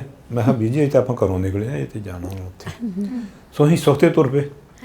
ਅਸੀਂ 8:45 ਵਜੇ ਗੁਰਦੁਆਰਾ ਦੁਖਨਿਵਾਰਨ ਪਹੁੰਚ ਗਏ ਜਿੱਥੇ ਮਿਲਣਾ ਸੀ। ਇਹਨਾਂ ਦਾ ਜੋ ਉੱਥੇ ਕੋਈ ਵੀ ਨਾ। ਹਾਂਜੀ ਤੇ ਇਹਨਾਂ ਟਾਈਮ 9 ਵਜੇ ਦਾ ਸੀਗਾ ਤੇ ਉਹ ਸਾਰੇ ਵਰਕਿੰਗ ਡੇ ਸੀਗਾ। ਮੈਰਿਜ ਪੈਲੇਸ 'ਚ ਸਾਡੀ ਮੈਰਿਜ ਹੋਈ ਸੀ।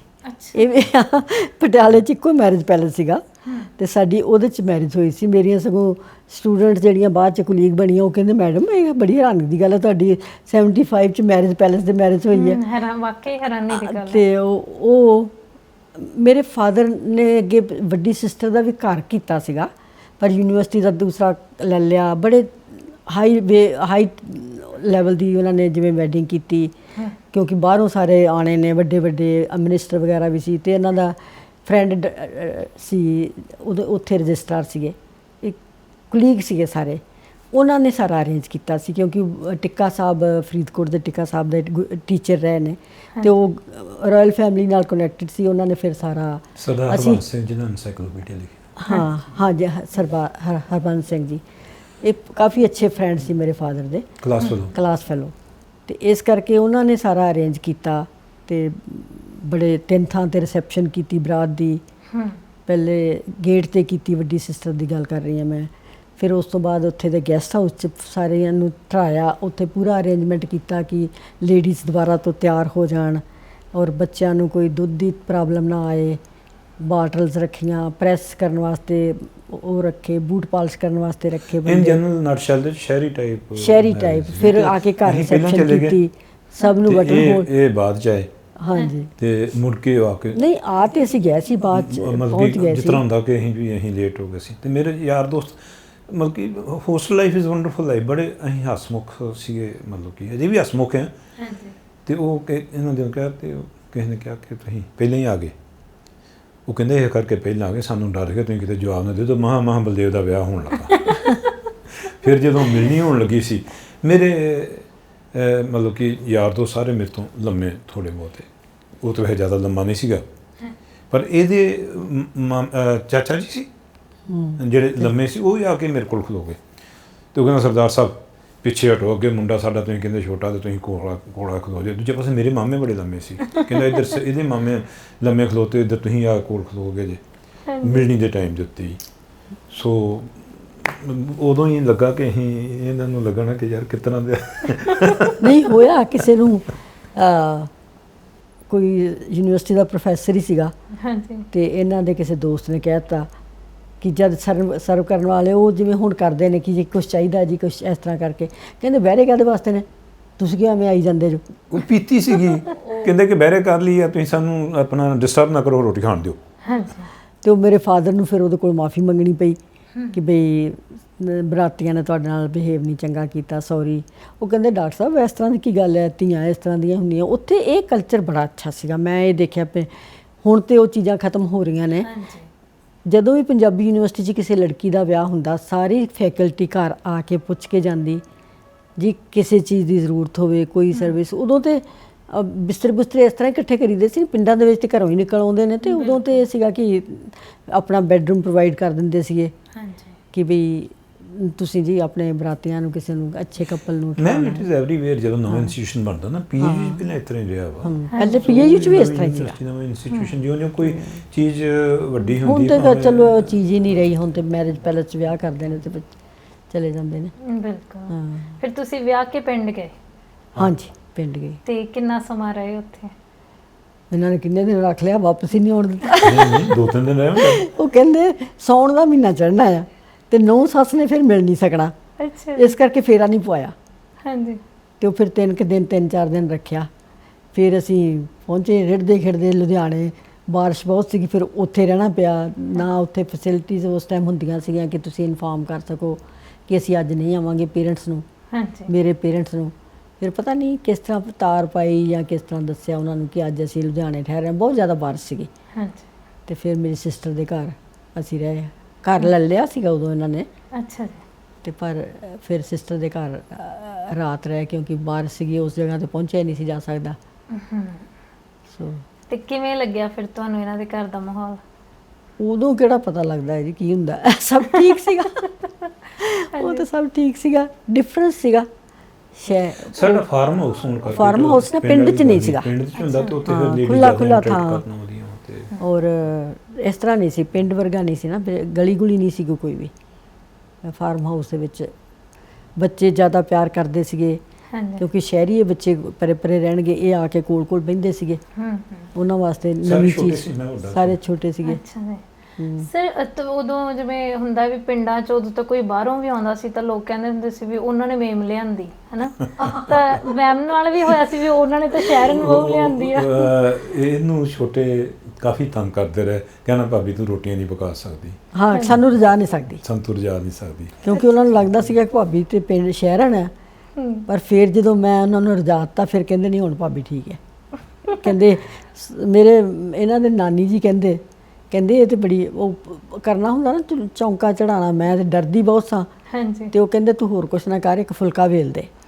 ਉਹ ਕਿਤੇ ਮੈਂ ਚੰਗੀ ਤਰ੍ਹਾਂ ਤੇਜ਼, ਅਸੀਂ ਕੰਮ ਕਰਨ ਨੂੰ ਤੇ ਸ਼ਹਿਰ ਨਾ ਜਿਹੜੀਆਂ ਖਾਸ ਕਰਕੇ ਨੌਕਰੀ ਵਾਲੀਆਂ ਉਹਨਾਂ ਨੂੰ ਕਰਨਾ ਹੀ ਪੈਂਦਾ ਤੇਜ਼, ਬਿਲਕੁਲ ਬਿਲਕੁਲ ਭੱਜ ਭੱਜ ਕੇ ਕਰਨਾ ਹੁੰਦਾ। ਤੇ ਉਹ ਫਿਰ ਮੈਂ ਇੱਕ ਵੇਲਿਆ, ਕਹਿੰਦੇ ਨਹੀਂ ਕੰਮ ਕਰਨ 'ਚ ਹੁਸ਼ਿਆਰ ਲੱਗਦੀ ਹੈ, ਦੇਖ ਫੁਲਕਾ ਕਿੱਡੀ ਤੇਜ਼ੀ ਨਾਲ ਵੇਲਿਆ। ਫਿਰ ਆਉਂਦੇ ਰਹੇ ਇਹਨਾਂ ਦੇ ਬ੍ਰਦਰ ਵਗੈਰਾ, ਕਜ਼ਨ ਵਗੈਰਾ, ਤੇ ਮੈਂ ਬੇਸ਼ੱਕ ਜਾਂਦੀ ਸਾਂ ਨਕੋਦਰ ਡੇਲੀ, ਪਰ ਮੈਂ ਉਹਨਾਂ ਨੂੰ ਖਾਣਾ ਖੁਣਾ ਬਣਾ ਕੇ, ਉਹਨਾਂ ਦਾ ਲੰਚ ਵੀ ਬਣਾ ਕੇ ਰੱਖ ਕੇ ਜਾਂਦੀ ਸਾਂ। ਹਾਂਜੀ ਤੇ ਇਸ ਕਰਕੇ ਉਹ ਕਹਿੰਦੇ ਕਿ ਨਹੀਂ, ਉਹ ਫਿਰ ਰੈਦਰ ਇਹ ਕਹਿਣਾ ਸ਼ੁਰੂ ਕਰਤਾ ਕਿ ਪਿੰਡਾਂ ਦੀਆਂ ਨੂੰਹਾਂ ਨਾਲੋਂ ਜ਼ਿਆਦਾ ਚੰਗੀ ਆ ਉਹ ਕੰਮ ਕਾਜ 'ਚ। ਪੈਂਟ ਛੇਤੀ ਬਣ ਗਈ ਤੁਹਾਡੀ। ਨਹੀਂ ਖਾਸ ਕਰਕੇ ਮੇਰੇ ਮਾਮਾ ਜੀ ਦੋਸਤ ਮਾਮਾ ਜੀ ਹੋਰਾਂ ਨੇ ਬਹੁਤ ਕੀਤਾ। ਉਹ ਆਉਂਦੇ ਸੀ ਸਾਡੇ ਕੋਲ ਬਹੁਤ ਕੁਛ, ਉਹਨਾਂ ਦੇ ਨੇ ਬਹੁਤ ਤਗੜਾ ਇੰਪ੍ਰੈਸ਼ਨ ਬਣਾਇਆ।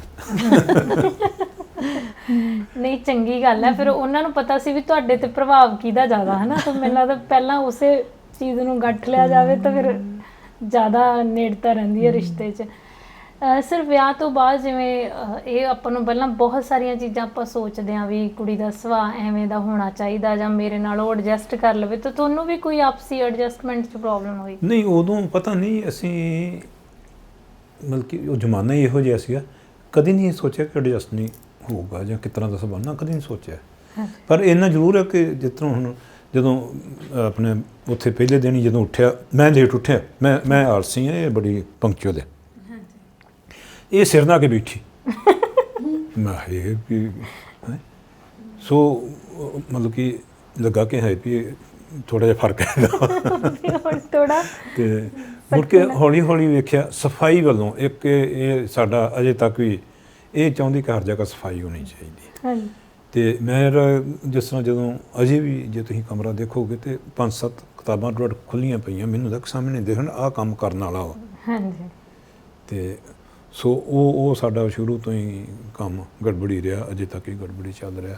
ਜਾਂ ਜਿਸ ਤਰ੍ਹਾਂ ਮਕਈ 'ਚ ਕੰਮ ਕਰਦਾ ਸੀ, ਤੇ ਮਕਈ ਜਿਹੜੀ ਉਦੋਂ ਮੀਂਹਾਂ ਦੇ ਰੁੱਤ ਦੀ ਫਸਲ ਹੁੰਦੀ ਆ। ਹਾਂਜੀ ਤੇ ਮੈਂ ਲਿਬੜੇ ਲੁਬੜੇ ਆਉਣਾ ਤੇ ਇਹਨਾਂ ਨੇ ਵੇਖ ਕੇ ਮੈਨੂੰ ਆਪਣੇ ਡਰਾਇੰਗ ਰੂਮ ਦਾ ਦਰਵਾਜ਼ਾ ਬੰਦ ਕਰ ਲੈਣਾ, ਕਿਤੇ ਮੈਂ ਉਧਰ ਨਾ ਵੜ ਜਾਂ। ਤੇ ਇਹਨਾਂ ਮਿੱਟੀ ਦੇ ਵਿੱਚ ਭਰੇ ਸ਼ੂਜ਼ ਉਹ ਲੈ ਕੇ ਇਹਨਾਂ ਨੇ ਵੜ ਜਾਣਾ, ਉਹ ਤੇ ਮੇਰਾ ਉੱਥੇ ਮੈਨੂੰ ਲੱਗਣਾ ਮੇਰੀ ਕਾਰਪੇਟ ਖਰਾਬ ਹੋ ਜਾਏਗੀ। ਉਹ ਹੌਲੀ ਹੌਲੀ ਪਤਾ ਲੱਗਾ ਕਿ ਇਹ ਪੰਕਚੁਅਲ ਹੈ। ਜਦੋਂ ਤਿਆਰ ਤਿਉਰ ਹੋਣਾ, ਇਹਨੇ 15 ਮਿੰਟ ਪਹਿਲਾਂ ਤਿਆਰ ਹੋ ਕੇ ਕਹਿਣ ਲੱਪਣਾ ਟਾਈਮ ਹੋ ਗਿਆ। ਮੈਂ ਕਹਿਣਾ ਕੜੀ ਵੀ ਇੱਥੇ 15 ਮਿੰਟ ਰਹਿੰਦੇ ਆ। ਤੇ ਇਹ ਇੱਕ ਮਿੰਟ ਦਾ ਹਿਸਾਬ ਹੈ, 1 ਮਿੰਟ ਰਹਿੰਦਾ, 2 ਮਿੰਟ ਰਹਿੰਦੇ, ਮੈਂ 15 ਮਿੰਟ ਪਹਿਲੇ ਤਿਆਰ ਹੋਣਾ। ਮੈਨੂੰ ਲੱਗਦਾ ਘੜੀ ਦੇਖਦੇ ਜ਼ਿਆਦਾ ਟਾਈਮ ਖਰਾਬ ਕਰ ਦਿੰਦੇ ਨੇ। ਤੇ ਉਹ ਦੂਜਾ ਇਹ ਪੜ੍ਹਨ ਦੀ ਗੱਲ ਕਰ ਰਹੀ ਸੀ ਵਿਆਹ ਤੋਂ ਬਾਅਦ, ਮੈਨੂੰ ਨਹੀਂ ਪਤਾ ਮਹੀਨੇ 2 ਮਹੀਨੇ 4 ਮਹੀਨੇ 5 ਮਹੀਨੇ, ਤੇ ਮੈਂ ਮੈਡਮ ਮੈਨੂੰ ਮੈਡਮ ਕਹਿੰਦਾ ਰਿਹਾ, ਜਾਂ ਹੁਣ ਕਦੀ ਕਦੀ ਮੈਮ ਕਹਿ ਦਿੰਦੇ ਮੈਡਮ ਕਹਿੰਦਾ ਰਿਹਾ। ਮੈਂ ਮੈਡਮ ਤੈਨੂੰ ਕੀ ਚੰਗਾ ਲੱਗਾ ਮੇਰਾ, ਜਦੋਂ ਹੋ ਸਕਦਾ ਪਹਿਲਾਂ ਲੜੇ ਹੋਈਏ ਕਿਸੇ ਗੱਲੋਂ ਤੇ ਬਾਅਦ 'ਚ ਮੈਂ ਪੁੱਛ ਲਿਆ ਹੋਵੇ। ਤੇ ਕਹਿੰਦੀ ਤੁਹਾਡੀ PhD। ਕਿਉਂ ਇਹਦੇ ਮਨ 'ਚ ਇਹ ਸੀਗਾ ਕਿ ਵੱਡੀਆਂ ਦੋਵੇਂ ਭੈਣਾਂ PhD। ਮੈਂ ਉਹਨੂੰ ਪੁੱਛਿਆ ਮੈਂ ਕਿਉਂ, ਹਾਂਜੀ ਤੇ ਕਹਿੰਦੀ ਕਿ ਮੇਰੀਆਂ ਦੋਵੇਂ ਵੱਡੀਆਂ ਭੈਣਾਂ, ਉਹਨਾਂ ਦਾ ਨਾਮ ਹੈ ਕਿ ਮੈਂ ਉਹਨਾਂ ਨੂੰ ਜਦੋਂ PhD ਕੀਤੀ ਤੇ ਘਰ ਵਾਲਿਆਂ ਨੂੰ ਕਾਫੀ, ਲੜਕੀਆਂ ਦਾ ਹੁੰਦਾ ਨਾ ਕਿ ਰੋਣ ਲੱਗ ਪੈਂਦੀਆਂ ਆ ਕੇ ਘਰ ਆ ਕੇ ਕਿ ਆ ਮੇਰਾ ਐਕਸਪੈਰੀਮੈਂਟ ਖਰਾਬ ਹੋ ਗਿਆ ਜੀ, ਇਹ ਹੋ ਗਿਆ ਉਹ ਹੋ ਗਿਆ। ਤੇ ਉਹਨਾਂ ਨੇ ਘਰਦਿਆਂ ਨੇ ਕਿਹਾ ਕਿ ਨਹੀਂ ਤੈਨੂੰ PhD ਨਹੀਂ ਕਰਾਉਣੀ। ਦੋ ਨਾ ਮੇਰੀਆਂ ਸਿਸਟਰਸ ਨੇ ਨਹੀਂ ਕਰਨ ਦਿੱਤੀ ਮੈਨੂੰ PhD। ਉਹ ਕਹਿੰਦੀਆਂ ਤੂੰ ਇੰਜੋਏ ਕਰ, ਹਾਂ ਕੁਛ ਨਹੀਂ ਕਰਨਾ, ਨਾ ਮੈਨੂੰ ਸਾਇੰਸ ਵੱਲ ਜਾਣ ਦਿੱਤਾ, ਆਰਟਸ ਲੈ, ਲਾਈਫ ਇੰਜੋਏ ਕਰ। ਕਹਿੰਦੇ ਸਾਨੂੰ ਬੜੀ ਮੁਸ਼ਕਿਲ ਆਈ ਆ PhD ਕਰਦਿਆਂ ਨੂੰ, ਕਦੀ ਗਾਈਡ ਨੇ ਚੈੱਕ ਨਹੀਂ ਕੀਤਾ, ਕਦੀ ਇਹ ਹੋਇਆ, ਕਦੀ ਇਸ ਪ੍ਰੋਬਲੀ ਦੇ ਮਨ 'ਚ ਇਹ ਬੈਠਾ ਹੋਊਗਾ ਕਿ ਉਹ PhD ਕਰਦੀ, ਜੋ ਇਹਨੇ ਦੱਸਿਆ ਉਦੋਂ ਕਿ ਉਹ ਦੋਵੇਂ ਭੈਣਾਂ PhD ਹੈ ਤੇ ਮੈਂ ਕਰਕੇ PhD। ਤੇ ਮੈਂ ਫਿਰ ਇਹ ਕੀਤਾ, ਉੱਠਿਆ, ਉੱਠ ਕੇ ਆਪਣੀ ਡਿਗਰੀ ਕੱਢੀ, ਲਿਆ ਕੇ ਰੱਖ, ਮੈਂ ਆ ਲੈ PhD। ਵੀ ਅੱਜ ਤੋਂ ਬਾਅਦ ਤੁਹਾਡੀ ਕਿ ਨਹੀਂ। ਸੋ ਉਹਦੀ ਇੰਪਲੀਕੇਸ਼ਨਸ ਇਸ ਚੀਜ਼ ਦੇ ਗਾਂ ਜਿਹੜੇ ਨੇ ਨਤੀਜੇ ਜਿਹੜੇ ਆ, ਮਤਲਬ ਕਿ ਇਹ MA ਹੋਣ ਕਰਕੇ, ਕਾਲਜ 'ਚ ਹੋਣ ਕਰਕੇ, ਮੈਂ ਯੂਨੀਵਰਸਿਟੀ 'ਚ ਹੋਣ ਕਰਕੇ, ਤੇ ਮੈਂ ਅਸਿਸਟੈਂਟ ਪ੍ਰੋਫੈਸਰ ਸੀ, ਇਹ ਲੈਕਚਰ ਸੀ। ਉਦੋਂ ਬਾਅਦ 'ਚ ਇਕੱਠੇ ਹੋ ਗਏ। ਪਹਿਲਾਂ ਦੋਨੋਂ ਗ੍ਰੇਡ ਸੀ, ਇਹਨਾਂ ਦਾ 300-600 ਗ੍ਰੇਡ ਸੀਗਾ ਤੇ ਮੇਰਾ 450-700 ਵਾਲਾ ਗ੍ਰੇਡ ਉਹ ਹੁੰਦਾ ਸੀਗਾ। ਇਹ ਜਦੋਂ ਨਕੋਦਰ ਆ ਗਈ ਤੇ ਇਹਨੇ ਕਾਫੀ ਕੋਸ਼ਿਸ਼ ਕੀਤੀ ਕਿ ਫਲੋਰ ਚਲੇ ਜੀ। ਮੈਂ ਨਾ ਮੈਡਮ, ਮੈਂ ਤੇ ਯੂਨੀਵਰਸਿਟੀ ਤੋਂ ਨਹੀਂ ਪਾਸੇ ਜਾਣਾ ਤੇ ਤੂੰ ਇੱਥੋਂ ਜਾ ਸਕਦੀ। ਇਹਨੇ ਮਤਲਬ ਕਿ ਬੜੀ ਘਾਲੀ ਹੈ, ਨਕੋਦਰ ਜਾਂਦੇ ਰਹਿਣਾ, ਸਭ ਡੇਲੀ ਜਾਣ ਟਰੈਵਲ ਕਰਦੀ ਸੀ ਮੈਂ, ਘਰ ਦਾ ਸਾਰਾ ਕੰਮ ਕਰ ਕੇ। ਮਤਲਬ ਕਿ ਵਿੱਚੋਂ ਜੇ ਇਹ ਵੀ ਹੋਇਆ, ਹਾਂ ਮੈਂ ਬਜ਼ੁਰਗਾਂ ਨੂੰ ਕਿਹਾ ਜਿੱਦਣ ਵੇਖਣ ਆਏ ਸੀ ਪਿੰਡ, ਕਿ ਮੈਂ ਵੀ ਨੌਕਰੀ ਨਹੀਂ ਕਰਨੀ। ਅੱਛਾ ਜੀ। ਉਹਨਾਂ ਨੇ ਸਿਆਣੇ ਸੀਗੇ, ਕਹਿੰਦੇ ਕਾਕਾ ਜੀ ਕਹਿੰਦੇ ਕਾਕਾ ਜੀ ਤੁਸੀਂ ਵਿਆਹ ਤੋਂ ਬਾਅਦ ਡਿਸਾਈਡ ਕਰ ਲਓ, ਅਜੇ ਤਾਂ ਨੌਕਰੀ ਕਰਦੀ ਹੈ। ਸੋ ਵਿਆਹ ਤੋਂ ਬਾਅਦ ਇੱਕ ਮੇਰਾ ਫਰੈਂਡ ਸੀਗਾ, ਉਹਨਾਂ ਨੂੰ ਬੈਠਾ ਸ਼ਾਮ ਨੂੰ, ਮੈਂ ਸੋਚ ਰਿਹਾ ਪਰਮਜੀਤ ਨੌਕਰੀ ਛੱਡਵਾ ਦਿਓ, ਰੋਜ਼ ਉਹਨੂੰ ਜਾਣਾ ਪੈਂਦਾ, ਔਖੀ ਹੁੰਦੀ ਹੈ ਬਹੁਤ। ਉਹ ਕਹਿੰਦਾ ਇਹੋ ਜਿਹਾ ਕੰਮ ਨਾ ਕਰੀ, ਕਿਉਂ ਉਹਨੇ ਚਿਰ ਤੱਕ ਸਾਡੇ ਇਕੱਠੀ ਹੋ ਗਈ ਸੀ ਤਨਖਾਹ ਦੋਵਾਂ ਦੀ, 700-1600 ਦੇ ਗ੍ਰੇਡ 'ਚ ਆ ਗਏ ਸੀ। ਨਵੇਂ ਗ੍ਰੇਡ ਲੱਗ ਗਏ ਸੀ, ਕਟਾਰੀ ਕਮਿਸ਼ਨ ਦੇ ਸ਼ੁਰੂ ਹੋਏ ਸੀ 1970s ਦੇ ਵਿੱਚ। ਉਹ ਕਹਿੰਦਾ ਬਲਦੇਵ ਇਸ ਤਰ੍ਹਾਂ ਨਾ ਕਰੀ, ਜੇ ਤੈਨੂੰ ਜ਼ਿਆਦਾ ਤੰਗੀ ਲੱਗ ਰਹੀ ਹੈ ਨਾ ਤੇ ਤੂੰ ਨੌਕਰੀ ਛੱਡ ਦੇ ਤੇ ਮੈਡਮ ਦੇ ਕਾਲਜ ਦੇ ਸਾਹਮਣੇ ਚਾਹੇ ਦੁਕਾਨ ਖੋਲ੍ਹ ਲਾ ਤੇ ਉਹ ਤੇਰੇ ਦੁਕਾਨ ਫਸਟ ਕਲਾਸ ਸਾਰਿਆਂ ਕਹਿਣਾ ਕਿ ਮੈਡਮ ਦੇ ਘਰ ਵਾਲੀ ਦੀ ਦੁਕਾਨ ਹੈ, ਸਾਰੀਆਂ ਕੁੜੀਆਂ ਨੇ ਤੇਰੇ ਕੋਲ ਆਇਆ ਕਰਨਾ। ਅੱਛਾ ਜੀ। ਸੋ ਲਾਈਫ ਦੇ ਮਤਲਬ ਕਿ ਇਹੋ ਜਿਹੇ ਸਿੰਪਲ ਜਿਹੀਆਂ ਗੱਲਾਂ ਜਿਨ੍ਹਾਂ ਨੇ ਬੜੇ ਇੰਪੋਰਟੈਂਟ ਰੋਲ ਪਲੇ ਕੀਤਾ ਵਾ ਲਾਈਫ ਵਿੱਚ ਅੱਗੇ ਲੈ ਕੇ ਜਾਣ ਲਈ। ਸੋ ਉਹ PhD ਦਾ ਹੋਣ ਕਰਕੇ, ਇਹ ਸਕੂਲ ਟੀਚਰ, ਆਪਣਾ ਕਾਲਜ ਟੀਚਰ ਹੋਣ ਕਰਕੇ, so then she also gave ਮਤਲਬ ਕਿ ਆਪਣੀ ਸਾਰੀ, ਇਹਨੇ 3 ਦਿਨਾਂ PhD ਦੀ ਰਜਿਸਟਰ ਕਰਵਾਇਆ, 3 ਦਿਨਾਂ ਸਿਰੇ ਨਹੀਂ ਚੜੀ because of one reason other. 2 ਵਾਰੀ ਤਾਂ ਜਰਮਨੀ ਚਲੇ ਗਏ ਸਾਂ, ਤੀਜੀ ਵਾਰੀ ਪੰਜਾਬ ਦੇ ਹਾਲਾਤ ਖਰਾਬ ਹੋ ਗਏ ਤੇ ਉਹ ਇਹਦੇ ਸਰਵੇ ਬੇਸ। ਮੈਨੂੰ ਇਹ ਸੀਗਾ ਕਿ ਮੇਰੇ ਬੱਚਿਆਂ ਦੀ ਅਟੈਂਸ਼ਨ ਦੇਵਾਂ। ਹੁਣ ਮੇਰੀ ਲਾਈਫ ਇੰਨੀ ਇੰਪੋਰਟੈਂਟ ਨਹੀਂ ਜਿੰਨੀ ਉਹਨਾਂ ਦੀ ਹੈ।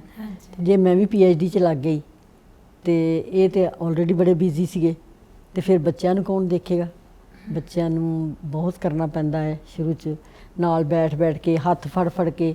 ਬੱਚੀ ਨੂੰ ਮੈਨੂੰ ਪਤਾ ਕਿ ਉਹਨੂੰ ਕਨਵੈਂਟ ਸਕੂਲ 'ਚ ਕਰਾਇਆ, ਉਹ ਕਹਿਣ ਪਹਿਲੇ ਦਿਨ ਤੋਂ ਹੀ ਇੰਗਲਿਸ਼ ਬੋਲੋ, ਰਾਈਟ ਐਨ ਐਸੇ ਔਨ ਦਾ ਮਦਰ ਤੇ ਐਸੇ ਲਿਖੋ। ਇੱਕ ਛੋਟੀ ਜਿਹੀ ਬੱਚੀ ਨੂੰ ਜਿਹਨੂੰ ਨਹੀਂ ਲਿਖਣਾ ਆ ਰਿਹਾ, ਉਹ ਮਦਰ ਤੇ ਐਸੇ ਕੀ ਲਿਖੇਗੀ? ਗੁਰੂ ਨਾਨਕ ਪਬਲਿਕ ਸਕੂਲ ਦੇ ਵਿੱਚ ਇਹ ਸੀਗਾ ਕਿ ਉਹ ਓਰਲ ਕਰਾਉਂਦੇ ਸੀਗੇ, ਓਰਲ ਪੋਸੀਬਲ ਹੈ।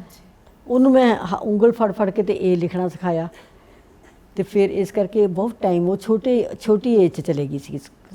ਉਹਦੀ ਮਤਲਬ 3 ਸਾਲ, 3 ਸਾਲ 'ਚ ਜਾਣਾ ਪਿਆ ਉਹਨੂੰ। ਅਗਲੇ ਸਾਲ ਉਹਨੂੰ ਐਡਮਿਸ਼ਨ ਨਹੀਂ ਸੀ ਕਨਵੈਂਟ 'ਚ ਮਿਲ ਸਕਦਾ, ਓਵਰ ਏਜ ਹੋ ਜਾਣਾ ਸੀ। ਇਸ ਕਰਕੇ ਉਹ ਬੱਚਿਆਂ ਤੇ ਮੈਨੂੰ ਬਹੁਤ ਟਾਈਮ ਰਿਪੋਰਟ ਕਰਨਾ ਪੈ ਰਿਹਾ ਸੀਗਾ। ਤੇ ਇੱਕ ਤਰ੍ਹਾਂ ਨਾਲ ਦੇਖੋ, ਇਹ ਚੀਜ਼ ਮੈਨੂੰ ਲੱਗਦਾ ਵੀ ਸੈਕਰੀਫਾਈਸ ਹੁੰਦਾ ਹੈ ਕਿ ਜਦੋਂ ਅਸੀਂ 2 ਜਾਣੇ ਕੋਈ ਕੰਮਕਾਰ ਕਰਦੇ ਹਾਂ ਨਾ, ਤਾਂ ਉਹਦੇ 'ਚ ਕੋਈ ਸਮੱਸਿਆ ਆਉਂਦੀ ਆ ਸਾਨੂੰ ਪਰਿਵਾਰ ਦੇ ਤੌਰ 'ਤੇ, ਤਾਂ ਹਮੇਸ਼ਾ ਆਪਾਂ ਉਮੀਦ ਕਰਦੇ ਹਾਂ ਕਿ ਜਿਹੜੀ ਘਰ ਦੀ ਔਰਤ ਆ ਉਹ ਇਸ ਚੀਜ਼ 'ਚ ਐਡਜਸਟ ਕਰੇ ਨਾ। ਜਿਵੇਂ ਸਰ ਨੇ ਕਿਹਾ ਵੀ ਮੈਂ ਸੋਚਿਆ ਸੀ ਤੁਹਾਡੀ ਨੌਕਰੀ ਛੁਡਵਾ ਦਈਏ, ਨਾਲੇ ਤੁਸੀਂ ਦੋਨੋਂ ਇੱਕੋ ਗ੍ਰੇਡ 'ਤੇ ਉਸ ਟਾਈਮ ਕੰਮ ਕਰ ਰਹੇ ਸੀ। ਸਰ ਤੁਸੀਂ ਕਦੀ ਐ ਨਹੀਂ ਸੋਚਿਆ ਵੀ ਮੈਂ ਛੱਡਦਾ ਇਹਨਾਂ ਦੀ ਬਜਾਏ? ਨਹੀਂ, ਉਹ ਸਿਚੁਏਸ਼ਨ ਆਈ ਨਹੀਂ, ਕਿਉਂਕਿ ਇਹਨੇ ਕਦੀ ਇਹ ਨਹੀਂ ਦੇਖੋ ਸਾਡੇ 'ਚ 100 ਮਤਲਬ ਕਿ ਗੱਲਾਂ ਹੋਣੀਆਂ ਜਿੱਥੋਂ ਅਸੀਂ ਨਾਰਾਜ਼ ਹੁੰਦੇ ਹਾਂ, ਪਰ ਇਹਨੇ ਕਦੀ ਨਹੀਂ ਇਹ ਸੋਚਿਆ ਕਿ ਮੈਂ ਮਤਲਬ ਕਿ ਇਹਦੇ ਲਈ ਕੰਮ ਕਿਉਂ ਕਰ ਰਹੀ। ਜੋ ਕੁਛ ਵੀ ਮੈਂ ਕੀਤਾ ਵਾ, ਜੇ ਘਰੋਂ ਸਪੋਰਟ ਨਾ ਹੁੰਦੀ ਤੇ ਬੱਚੇ ਹੁਣ ਜੇ ਵੈਲ ਸੈਟਲ ਹੈ ਤੇ ਬੱਚੇ ਤਾਂ ਰੁੱਲ ਜਾਣੇ ਸੀਗੇ। ਉਹ ਨਹੀਂ ਇਹਨੇ ਕਦੇ ਸ਼ੋਅ ਕੀਤਾ। ਉਹ ਤਾਂ ਠੀਕ ਆ, ਮਨ ਮੁਟਾਵ ਚੱਲਦੇ ਰਹਿੰਦੇ ਜਾਂ ਲੜਾਈ ਝਗੜੇ ਗੱਲ ਉਹ ਵੀ ਚੱਲਦੇ ਰਹਿੰਦੇ, ਪਰ ਇਹ ਇਸ ਪਾਸੋਂ ਨਹੀਂ ਕਦੀ ਸੋਚਿਆ। ਔਰ ਸਿਚੁਏਸ਼ਨ ਇੱਥੋਂ ਤੱਕ ਆ ਕਿ ਅਸੀਂ ਜਦੋਂ 1988 'ਚ ਜਰਮਨੀ ਗਏ ਤਾਂ ਉਹਨੇ ਜਦੋਂ ਸਾਡੀ ਬੇਟੀ ਜਿਹੜੀ 5ਵੀਂ 6ਵੀਂ 'ਚ ਪੜ੍ਹਦੀ ਸੀ, ਹਾਂਜੀ, ਤੇ ਉੱਥੇ ਇੰਗਲਿਸ਼ ਸਕੂਲ ਜਿਹੜਾ ਸੀ ਉਹ ਬਹੁਤ ਕੋਸਟਲੀ ਸੀ। ਸੋ ਅਸੀਂ ਬੜੀ ਕੋਸ਼ਿਸ਼ ਕੀਤੀ ਕਿ ਸਾਨੂੰ ਉਹ ਥੋੜ੍ਹੀ ਬਹੁਤੀ ਦੇ ਦਿੱਤੀ। ਅਸੀਂ ਦੋਵੇਂ ਜਣੇ ਗਏ ਤੇ ਉੱਥੇ ਜਾ ਕੇ ਇਹਨੇ ਸਕੂਲ ਦੇ 'ਚ ਕਿਹਾ ਕਿ ਮੈਂ ਤੁਹਾਡੀ ਤੇ ਸਫਾਈ ਵੀ ਕਰ ਲੂੰਗੀ। ਅੱਛਾ ਜੀ, ਉੱਥੇ ਤਾਂ ਕੋਈ ਮਾਈਂਡ ਨਹੀਂ ਕਰਦਾ ਕਿ ਮੇਰੇ ਬੱਚਿਆਂ ਨੂੰ ਮਾਈਂਡ ਕਰੇ ਨਾ ਕਰੇ, ਹਾਂਜੀ, ਪਰ ਸਫਾਈ ਕਰਨੀ ਸਕੂਲ ਦੇ ਵਿੱਚ ਬੱਚੇ ਆਪਣੇ ਜੂਠੇ ਭਾਂਡੇ ਮਾਂਜਣੇ। ਸਕੂਲ ਵਾਲੇ ਨਹੀਂ ਮੰਨੇ, ਉਹ ਹੋਰ ਗੱਲ ਆ। ਫਿਰ ਇਹ ਬੱਚਿਆਂ ਨੂੰ ਉੱਥੇ ਪੜ੍ਹਾਉਣਾ, ਬੱਚਿਆਂ ਨੂੰ ਵਾਪਸ ਲੈ ਕੇ ਆਉਣਾ। ਲੁਧਿਆਣੇ ਬੇਟੀ ਸੈਕਰਡ ਹਾਰਟ ਸਕੂਲ ਦੇ ਵਿੱਚ ਸੀਗੀ ਤੇ ਬੇਟਾ ਹੈਗਾ ਸੀ ਗੁਰੂ ਨਾਨਕ ਸਕੂਲ ਦੇ ਵਿੱਚ। ਦੋਵਾਂ ਦੇ ਐਗਜ਼ਾਮ ਕਰਵਾ ਕੇ ਜਾਣੇ, ਫਿਰ ਵਾਪਸ ਜਾਣਾ 3 ਸਾਲ। ਸੋ ਦੈਟ ਵੇ ਮਤਲਬ ਕਿ ਨਾ ਇਹਨੇ ਇਹ ਨਹੀਂ ਹੋਰ ਠੀਕ ਹੈ, ਗੱਲਾਂ ਆਉਂਦੀਆਂ ਰਹਿੰਦੀਆਂ ਬਹੁਤ, ਪਰ ਇਸ ਗੱਲੋਂ ਨਹੀਂ ਕਦੀ ਕਿ ਨਹੀਂ। ਬੱਚਿਆਂ ਨੂੰ ਛੁੱਟੀ ਲਵਾ ਕੇ ਮੈਂ ਲੈ ਜਾਂਦੀ ਸੀਗੀ। ਹਾਂਜੀ, 3 ਸਾਲ ਇਹਨਾਂ ਇਹ ਕਹਿੰਦੇ ਸੀ ਮੈਂ ਇਕੱਲੇ ਨਹੀਂ ਜਾਣਾ। ਆਮ ਤੌਰ ਤੇ ਲੋਕੀ ਇਕੱਲੇ ਚਲੇ ਜਾਂਦੇ ਨੇ, ਬੱਚੇ ਪਿੱਛੇ ਛੱਡ ਜਾਂਦੇ ਨੇ, ਕਿਉਂਕਿ ਮੇਰੀ ਵੀ ਜੌਬ ਸੀਗੀ, ਮੈਂ ਵਿਦਆਊਟ ਪੇ ਜੌਬ ਲਈ ਗਈ। ਅੱਛਾ ਜੀ, ਵਿਦਆਊਟ ਪੇ ਛੁੱਟੀ ਲਈ ਮੈਂ ਬਹੁਤ ਜ਼ਿਆਦਾ। ਇਸ ਕਰਕੇ ਮੇਰੇ ਜਿਹੜੀ ਮੈਨੂੰ ਪੈਨਸ਼ਨ ਮਿਲੀ ਉਹ ਫੁੱਲ ਪੈਨਸ਼ਨ ਨਹੀਂ ਮਿਲ ਸਕੀ। 35 ਸਾਲ ਦੀ ਨੌਕਰੀ ਕਰਕੇ ਵਿੱਚੋਂ ਜ਼ਿਆਦਾ ਜਿਹੜੀ ਵਿਦਆਊਟ ਪੇ ਛੁੱਟੀ ਹੈ, ਇਸ ਕਰਕੇ ਮੇਰੀ ਬਣੀ ਨਹੀਂ, ਪੈਨਸ਼ਨ ਨਹੀਂ ਬਣੀ। 23 ਸਾਲ ਦੀ ਜੌਬ ਬਣੀ ਤੇ ਇਸ ਕਰਕੇ 25 ਸਾਲ ਤੇ ਫੁੱਲ ਪੈਨਸ਼ਨ ਮਿਲਣੀ ਸੀਗੀ, ਮੈਨੂੰ ਨਹੀਂ ਮਿਲ ਸਕੀ ਫੁੱਲ ਪੈਨਸ਼ਨ। ਅੱਛਾ ਜੀ, ਤੇ ਮੈਨੂੰ ਇਹ ਸੀਗਾ ਕਿ ਬੱਚਿਆਂ ਨੂੰ ਵੀ ਮੈਂ ਪਿੱਛੇ ਨਹੀਂ ਛੱਡ ਸਕਦੀ ਕਿਸੇ ਕੋਲ, ਤੇ ਇਹ ਕਹਿੰਦੇ ਸੀਗੇ ਕਿ ਮੈਂ ਇਕੱਲਾ ਨਹੀਂ ਜਾ ਸਕਦਾ। ਫਿਰ ਮੈਂ ਬੱਚਿਆਂ ਦੀ ਛੁੱਟੀ ਲੈ ਲੈਂਦੀ, ਨਾਲ ਕਿਸੇ ਉਸ ਤੋਂ ਸੀਨੀਅਰ ਸਕੂਲ ਦੇ ਬੱਚੇ ਦੀਆਂ ਕਾਪੀਆਂ ਕੁਪੀਆਂ ਲੈ ਜਾਂਦੀ, ਟੈਸਟ ਲੈ ਜਾਂਦੀ, ਜਿਹੜੇ ਐਗਜ਼ਾਮ ਹੁੰਦੇ ਨੇ ਉੱਥੇ ਜਾ ਕੇ ਮੈਂ ਬੱਚਿਆਂ ਨੂੰ ਪੜ੍ਹਾਉਂਦੀ, ਘਰ ਪੜ੍ਹਾਉਂਦੀ ਸਾਰੇ ਦੋਨਾਂ ਬੱਚਿਆਂ ਨੂੰ। ਔਰ ਫਿਰ ਉਹਨਾਂ ਨੂੰ ਉਹਨਾਂ ਦੇ ਟੈਸਟ ਵੀ ਲੈਂਦੀ ਰਹਿੰਦੀ। ਫਿਰ ਆ ਕੇ ਦਸੰਬਰ ਦੇ ਵਿੱਚ ਵਾਪਸ ਆਉਂਦੀ ਇੰਡੀਆ, ਫਿਰ ਉਹਨਾਂ ਦੇ ਐਗਜ਼ਾਮ ਦਵਾਉਂਦੀ। ਐਗਜ਼ਾਮ ਦਵਾਉਣ ਤੋਂ ਬਾਅਦ ਫਿਰ ਜੂਨ ਜੁਲਾਈ 'ਚ ਜਦੋਂ ਛੁੱਟੀਆਂ ਹੁੰਦੀਆਂ ਉਦੋਂ ਫਿਰ ਅਸੀਂ ਵਾਪਸ ਚਲੇ ਜਾਂਦੇ। ਅੱਛਾ ਜੀ, 3 ਸਾਲ ਤੱਕ। ਇਕੱਲੇ ਰਹਿਣ ਦੀ ਸਟੋਰੀ ਇਹ ਹੈ ਜੀ ਕਿ ਪਹਿਲੀ ਵਾਰੀ ਮੈਂ ਜਰਮਨੀ ਗਿਆ ਦਸੰਬਰ 1976 'ਚ। ਹਾਂਜੀ, ਤੇ ਪਹਿਲਾਂ 4 ਮਹੀਨੇ ਦਾ ਕੋਰਸ ਸੀਗਾ ਜਰਮਨ ਲੈਂਗੁਏਜ ਦਾ। ਆਪਣੇ ਜਦੋਂ ਕੋਈ ਬਾਹਰੋਂ ਆਉਂਦਾ ਨਾ, ਆਪਾਂ ਉਹਨੂੰ ਬਹੁਤ ਆਦਰ ਮਾਣ ਦਿੰਦੇ ਹਾਂ। ਸੋ ਅਸੀਂ ਕਾਫੀ ਜਾਣੇ ਗਏ ਸੀ ਇੱਥੋਂ ਇੰਡੀਆ ਤੋਂ ਉਸ ਫਲਾਈਟ 'ਚ, ਪਰ ਜਿਸ ਇੰਸਟੀਚਿਊਟ ਅਸੀਂ ਗਏ ਅਸੀਂ 2 ਜਾਣੇ ਸੀਗੇ, ਦੋਨੋਂ PAU ਤੋਂ। ਦੂਸਰੇ ਮੇਰੇ ਸਾਥੀ ਡਾਕਟਰ APS ਮਾਨ ਅਮਰਤਪਾਲ ਸਿੰਘ ਮਾਨ। ਤੇ ਅਸੀਂ ਉਸ ਐਕਸਪੈਕਟੇਸ਼ਨ ਨਾਲ ਗਏ, ਭਾਵੇਂ PhD ਪਹਿਲਾਂ ਮੈਂ ਜਰਮਨ ਲੈਂਗੁਏਜ ਪੜ੍ਹੀ ਸੀ, ਈਵਨ ਦੈਨ ਕੋਈ ਤਿਆਰੀ ਕਰਕੇ ਨਾ ਗਏ ਉੱਥੇ। ਫਿਰ ਅੱਗੋਂ ਸਟੇਸ਼ਨ 'ਤੇ ਲੈਣ ਆ ਜਾਣਾ ਕਿਸੇ ਨੇ। ਤੇ ਉਹ that was a terrible day, one of the worst days, ਜਦੋਂ ਅਸੀਂ ਫਰਾਂਕਫਰਟ ਤੋਂ ਅੱਗੇ ਗਏ ਹਾਂ। ਉੱਧਰ ਮੈਂ ਮੁੜ ਕੇ ਬਾਅਦ 'ਚ ਆਊਂਗਾ। ਅਤੇ ਉੱਥੇ ਇੰਸਟੀਚਿਊਟ ਦੇ ਜਾ ਕੇ, ਜਿਹੜਾ ਇੰਸਟੀਚਿਊਟ ਸੀਗਾ ਗੋਇਥੇ ਇੰਸਟੀਚਿਊਟ ਇੰਗਲਿਸ਼, ਉਹ ਇੱਕ ਛੋਟਾ ਜਿਹਾ ਸ਼ਹਿਰ ਸੀਗਾ, ਮੇਰੇ ਖਿਆਲ ਜਗਰਾਓਂ ਵੀ ਵੱਡਾ ਵਾ ਉਹਦੇ ਨਾਲ, ਖੰਨਾ ਵੀ ਵੱਡਾ ਵਾ। ਅਤੇ ਬਿਲਕੁਲ ਰੈਸਟੋਰੈਂਟ ਹੈਗੇ 3-4। ਉਸ ਟਾਈਮ ਦੇ ਉੱਤੇ ਰੋਟੀ ਦਾ ਤਾਂ ਮਤਲਬ ਹੀ ਕੋਈ ਨਹੀਂ। ਚੌਲ ਵੀ ਜਿਹੜੇ ਮਿਲਦੇ ਸੀ ਉਹ ਪੋਟਲੀ 'ਚ ਮਿਲਦੇ ਸੀ, ਉਹਨਾਂ ਨੂੰ ਚੌਲ ਬਦਲਣੇ ਨਹੀਂ ਸੀ ਉਦੋਂ ਆਉਂਦੇ। ਅੱਛਾ। ਅਤੇ ਜਾਂ ਨੂਡਲ ਲੰਮੀਆਂ ਉਹ ਅਸੀਂ ਕਦੀ ਖਾਧੀਆਂ ਨਹੀਂ ਸੀਗੀਆਂ। ਅਤੇ ਸੋ ਉਹ 4 ਮਹੀਨੇ ਮੋਸਟਲੀ ਇੱਕ ਬਾਈ ਚਾਂਸ ਉੱਥੇ ਇੱਕ ਚਿਕਨ ਰੋਸਟਡ ਚਿਕਨ ਵਾਲੀ ਵੀਨਰ ਵਾਲਟ ਸੀ, ਉਹ ਦੁਕਾਨ ਹੈਗੀ ਸੀ। ਹਾਂਜੀ। ਸੋ ਬਰੈਡ, ਚਿਕਨ, ਟਮੈਟੋ ਸਾਸ ਅਤੇ ਕਦੀ ਚੌਲ ਲਿਆ ਕੇ ਉਬਾਲ ਲੈਣੇ। ਨੰਬਰ 2, ਕੁਛ ਇਹ ਹੋ ਗਿਆ ਕਿ ਜਦੋਂ ਗਏ 7 ਦਸੰਬਰ ਨੂੰ, ਅਤੇ ਮੈਂ ਇਮੀਡੀਏਟਲੀ ਉੱਥੋਂ ਪੋਸਟ ਕਾਰਡ ਲੈ ਕੇ ਇਹਨੂੰ ਪਾਤਾ। ਉਹ ਮੇਰਾ ਜਿਹੜਾ ਨਾਲ ਦਾ ਸਾਥੀ ਸੀਗਾ, ਉਹਨੇ ਅਗਲੇ ਜਾਂ ਅਗਲੇਰੇ ਦਿਨ ਚਿੱਠੀ ਲਿਖੀ ਆਪਣੀ ਵਾਈਫ ਨੂੰ। ਉਹਦੀ ਚਿੱਠੀ ਪਹਿਲਾਂ ਆ ਗਈ, ਮੇਰੀ ਬਾਅਦ 'ਚ ਆਈ। ਸੋ ਸਾਡੀ ਲੜਾਈ ਸ਼ੁਰੂ ਹੋ ਗਈ ਚਿੱਠੀਆਂ 'ਚ ਵੀ ਤੂੰ ਇਹ ਬਿਮਾਰ ਸੀ, ਇੱਧਰ ਇਹਨੂੰ ਮਲੇਰੀਆ ਹੋ ਗਿਆ ਸੀ। ਆਈ ਵਾਜ਼ ਨਾਟ ਨੋਇੰਗ ਦੈਟ। ਅਤੇ ਉਹ ਇਹ ਕਰਕੇ ਰੋਟੀ ਪਾਣੀ ਦਾ ਮਤਲਬ ਕਿ ਬਿਲਕੁਲ ਹੈ ਹੀ ਕੱਖ ਵੀ ਨਹੀਂ ਸੀਗਾ ਉੱਥੇ। ਅਤੇ ਦੂਜਾ ਥੋੜ੍ਹਾ ਜਿਹਾ ਚਿੱਠੀ ਚਪੱਠੀ, ਉਹ 5 ਮਹੀਨੇ ਮੁੜ ਕੇ ਆ ਕੇ ਮੈਂ ਸਟੁੱਟਗਾਰਟ ਵੱਡਾ ਸ਼ਹਿਰ ਹੈ, ਕੈਪੀਟਲ ਵੀ ਆ, ਪਰ ਉੱਥੇ ਵੀ ਇੰਡੀਅਨ ਫੂਡ ਨਹੀਂ ਸੀ ਮਿਲਦਾ। ਇੰਡੀਅਨ ਫੂਡ ਪਹਿਲੀ ਵਾਰੀ ਫਰਾਂਕਫਰਟ ਬਾਅਦ 'ਚ ਅਸੀਂ ਆਏ, ਮੈਂ ਅਤੇ ਇੱਕ ਮੇਰਾ ਹੋਰ ਫਰੈਂਡ ਸੀਗਾ। ਉੱਥੇ ਦੁਪਹਿਰੇ ਸਪੈਸ਼ਲੀ ਰੈਸਟੋਰੈਂਟ ਬੰਦ ਹੋ ਗਿਆ ਸੀਗਾ, ਅਸੀਂ 3 ਗਏ ਸੀ ਰੈਸਟੋਰੈਂਟ ਦੇ ਵਿੱਚ ਸਪੈਸ਼ਲੀ ਖਿਲਾ ਕੇ। ਉਹ ਕਹਿੰਦੇ ਮਾੜਾ ਮੋਟਾ ਜਿਹੜਾ ਰਹਿੰਦ ਖੂੰਦ ਬਚਿਆ ਕਿ ਜੋ ਮਰਜ਼ੀ ਹੈਗਾ, ਬਟ ਐਨੀਵੇ ਕਮਿੰਗ ਬੈਕ, ਅਤੇ ਉਹ ਇੰਡੀਅਨ ਫੂਡ ਵੱਲੋਂ ਬਹੁਤ ਪ੍ਰੋਬਲਮ ਆਈ। ਪਹਿਲਾਂ ਇਕੱਲੇ ਕਿਤੇ ਰਹੇ ਨਹੀਂ ਸੀ, ਹੋਸਟਲ ਲਾਈਫ ਦੇ ਵਿੱਚ ਰਹੇ ਸਾਂ, ਅਤੇ ਇਹ ਸਤੰਬਰ ਦੇ ਵਿੱਚ ਆਈ, ਅਤੇ ਉਹ 9 ਮਹੀਨੇ ਜਿਹੜੇ ਆ ਬਹੁਤ ਔਖੇ ਨਿਕਲੇ। ਸੋ ਉਦੋਂ ਬਾਅਦ ਮੈਂ ਕਿਹਾ ਅੱਛਾ ਉੱਥੋਂ ਕੰਮ ਕਿਉਂਕਿ ਅੱਛਾ ਹੋਣ ਕਰਕੇ ਪ੍ਰੋਫੈਸਰ ਕਵੇ ਹੋਰ ਕੁਛ ਦੇਰ ਲਈ ਰਹੋ। 1978 ਦੇ ਵਿੱਚ ਮੇਰੀ ਇੱਧਰ ਪ੍ਰਮੋਸ਼ਨ ਹੋ ਗਈ, ਮਗਰੋਂ ਯੂਨੀਵਰਸਿਟੀ ਦੇ ਵਿੱਚ ਇਨ ਐਬਸੈਂਸ਼ੀਆ ਇੰਟਰਵਿਊ ਨਾਲ ਕੰਸੀਡਰ ਕਰਕੇ ਬਾਇਓਡਾਟਾ ਦੇਖ ਕੇ ਅਤੇ ਐਸੋਸੀਏਟ ਪ੍ਰੋਫੈਸਰ ਬਣ ਗਿਆ। ਸੋ ਅਸੀਂ ਵਾਪਸ ਆ ਗਏ, ਪ੍ਰੋਫੈਸਰ ਕਵੇ ਕਰਾਓ। ਫਿਰ ਉਹਨਾਂ ਹੋਇਆ ਕਹਿੰਦੇ ਮੈਂ ਬਾਅਦ ਦੇ ਵਿੱਚ ਜਿਹੜੀ ਅੱਛੀ ਹੋਰ ਫੈਲੋਸ਼ਿਪ ਸੀ, ਪਿਛਲੀ ਨਹੀਂ ਸੀ, ਪਹਿਲੀ ਰਹੀ ਜਰਮਨ ਅਕੈਡਮਿਕ ਐਕਸਚੇਂਜ ਫੈਲੋਸ਼ਿਪ, ਦੂਜੀ ਸੀ von Humboldt, Alexander von Humboldt fellowship, ਜਿਹੜੀ ਕਿ ਦੁਨੀਆ ਦੇ Fulbright fellowship, Alexander von Humboldt fellowship, Fulbright USA ਦੀ ਆ। ਇਹ ਜਿਹੜੀਆਂ ਅੱਪਰ ਲੈਵਲ ਦੀਆਂ 2-4 ਫੈਲੋਸ਼ਿਪ ਉਹਨਾਂ 'ਚੋਂ ਆ। ਸੋ ਇਹ ਹੋਇਆ ਡਿਸਾਈਡ ਕਿ ਉਹਦੇ ਲਈ ਮੈਂ ਅਪਲਾਈ ਕਰੂੰਗਾ ਅਤੇ ਫਿਰ ਮੈਂ ਆਊਂਗਾ। ਸੋ ਮੇਰੀ ਸ਼ਰਤ ਇਹ ਰਹੀ ਕਿ ਮੈਂ ਇਕੱਲੇ ਨਹੀਂ ਜਾਣਾ, ਕਿਉਂਕਿ ਉਹ 9 ਮਹੀਨੇ ਮੈਂ ਕਹੂੰਗਾ ਕਿ ਕਾਫੀ ਔਖਾ ਟਾਈਮ ਮੇਰੇ ਲਈ ਇਹ ਲਈ ਹੋ ਗਿਆ। ਚਿੱਠੀਆਂ ਫਿਰ ਗਲਤ ਸ਼ੁਰੂ ਹੋ ਗਈਆਂ। ਉਹ ਇਹ ਬਿਮਾਰ ਸੀ ਅਤੇ ਉਹ ਇੱਕ ਰਜਾ ਸ਼ੁਰੂ ਹੋ ਜਾਏ, ਤੇ ਇਹ ਵੀ ਤਕੜੀ ਹਿੰਮਤ ਵਾਲੀ ਆ, ਅਤੇ ਮੈਂ ਵੀ ਹਿੰਮਤ ਵਾਲਾ ਨਹੀਂ, ਮੈਂ ਔਖਾ ਉੱਥੇ ਬੈਠਾ। ਬਟ ਐਨੀਵੇ ਟਾਈਮ ਵੈਂਟ ਪੂਰੇ ਤਾਨੇ ਮੇਣੇ ਚੱਲ ਰਹੇ ਸੀ ਚਿੱਠੀਆਂ ਜੀ ਪੂਰੇ। ਉਹ ਇਹਨਾਂ ਦੀ ਇੱਕ ਗੱਲ ਹੋਰ ਆ, ਐਡੀਟਿੰਗ ਬਹੁਤ ਕਰਦੇ ਨੇ। ਅੱਛਾ ਜੀ। ਮੈਂ ਕੋਈ ਚਿੱਠੀ ਲਿਖਣੀ ਤੇ ਉਹ ਰੈੱਡ ਪੈਨ ਨਾਲ ਇਹਨਾਂ ਨੇ ਗਲਤੀਆਂ ਕਰਕੇ ਵਾਪਸ ਭੇਜਣੀ। ਅੱਛਾ ਜੀ। ਉਹ ਕਿਉਂ ਮੈਨੂੰ ਮਤਲਬ ਪੰਜਾਬੀ ਵੀ ਘੱਟ ਆਉਂਦੀ ਸੀਗੀ, ਤੇ ਵੈਸੇ ਵੀ ਪਤਾ ਨਹੀਂ ਕੀ ਕੁਛ ਕੀ ਗਲਤੀ ਆ। ਇੱਕ ਵਾਰੀ ਮੇਰੇ ਕੋਲ ਮੇਰੀ ਭਾਬੀ ਬੈਠੀ, ਕਹਿੰਦੀ ਆਹ ਕੀ ਹੈ ਭੈਣ ਜੀ? ਮੈਂ ਕਿਹਾ ਮੇਰੀ ਚਿੱਠੀ ਆ, ਗਲਤੀਆਂ ਕੱਢ ਕੇ ਆਈ। ਕਹਿੰਦੇ ਹੈ ਵੀਰ ਜੀ ਉੱਥੇ ਬੈਠੇ ਵੀ ਗਲਤੀਆਂ ਕੱਢੀ ਜਾਂਦੇ, ਕਹਿੰਦੇ ਲਾਲ ਹੋਈ ਹੈ ਚਿੱਠੀ ਰੈੱਡ।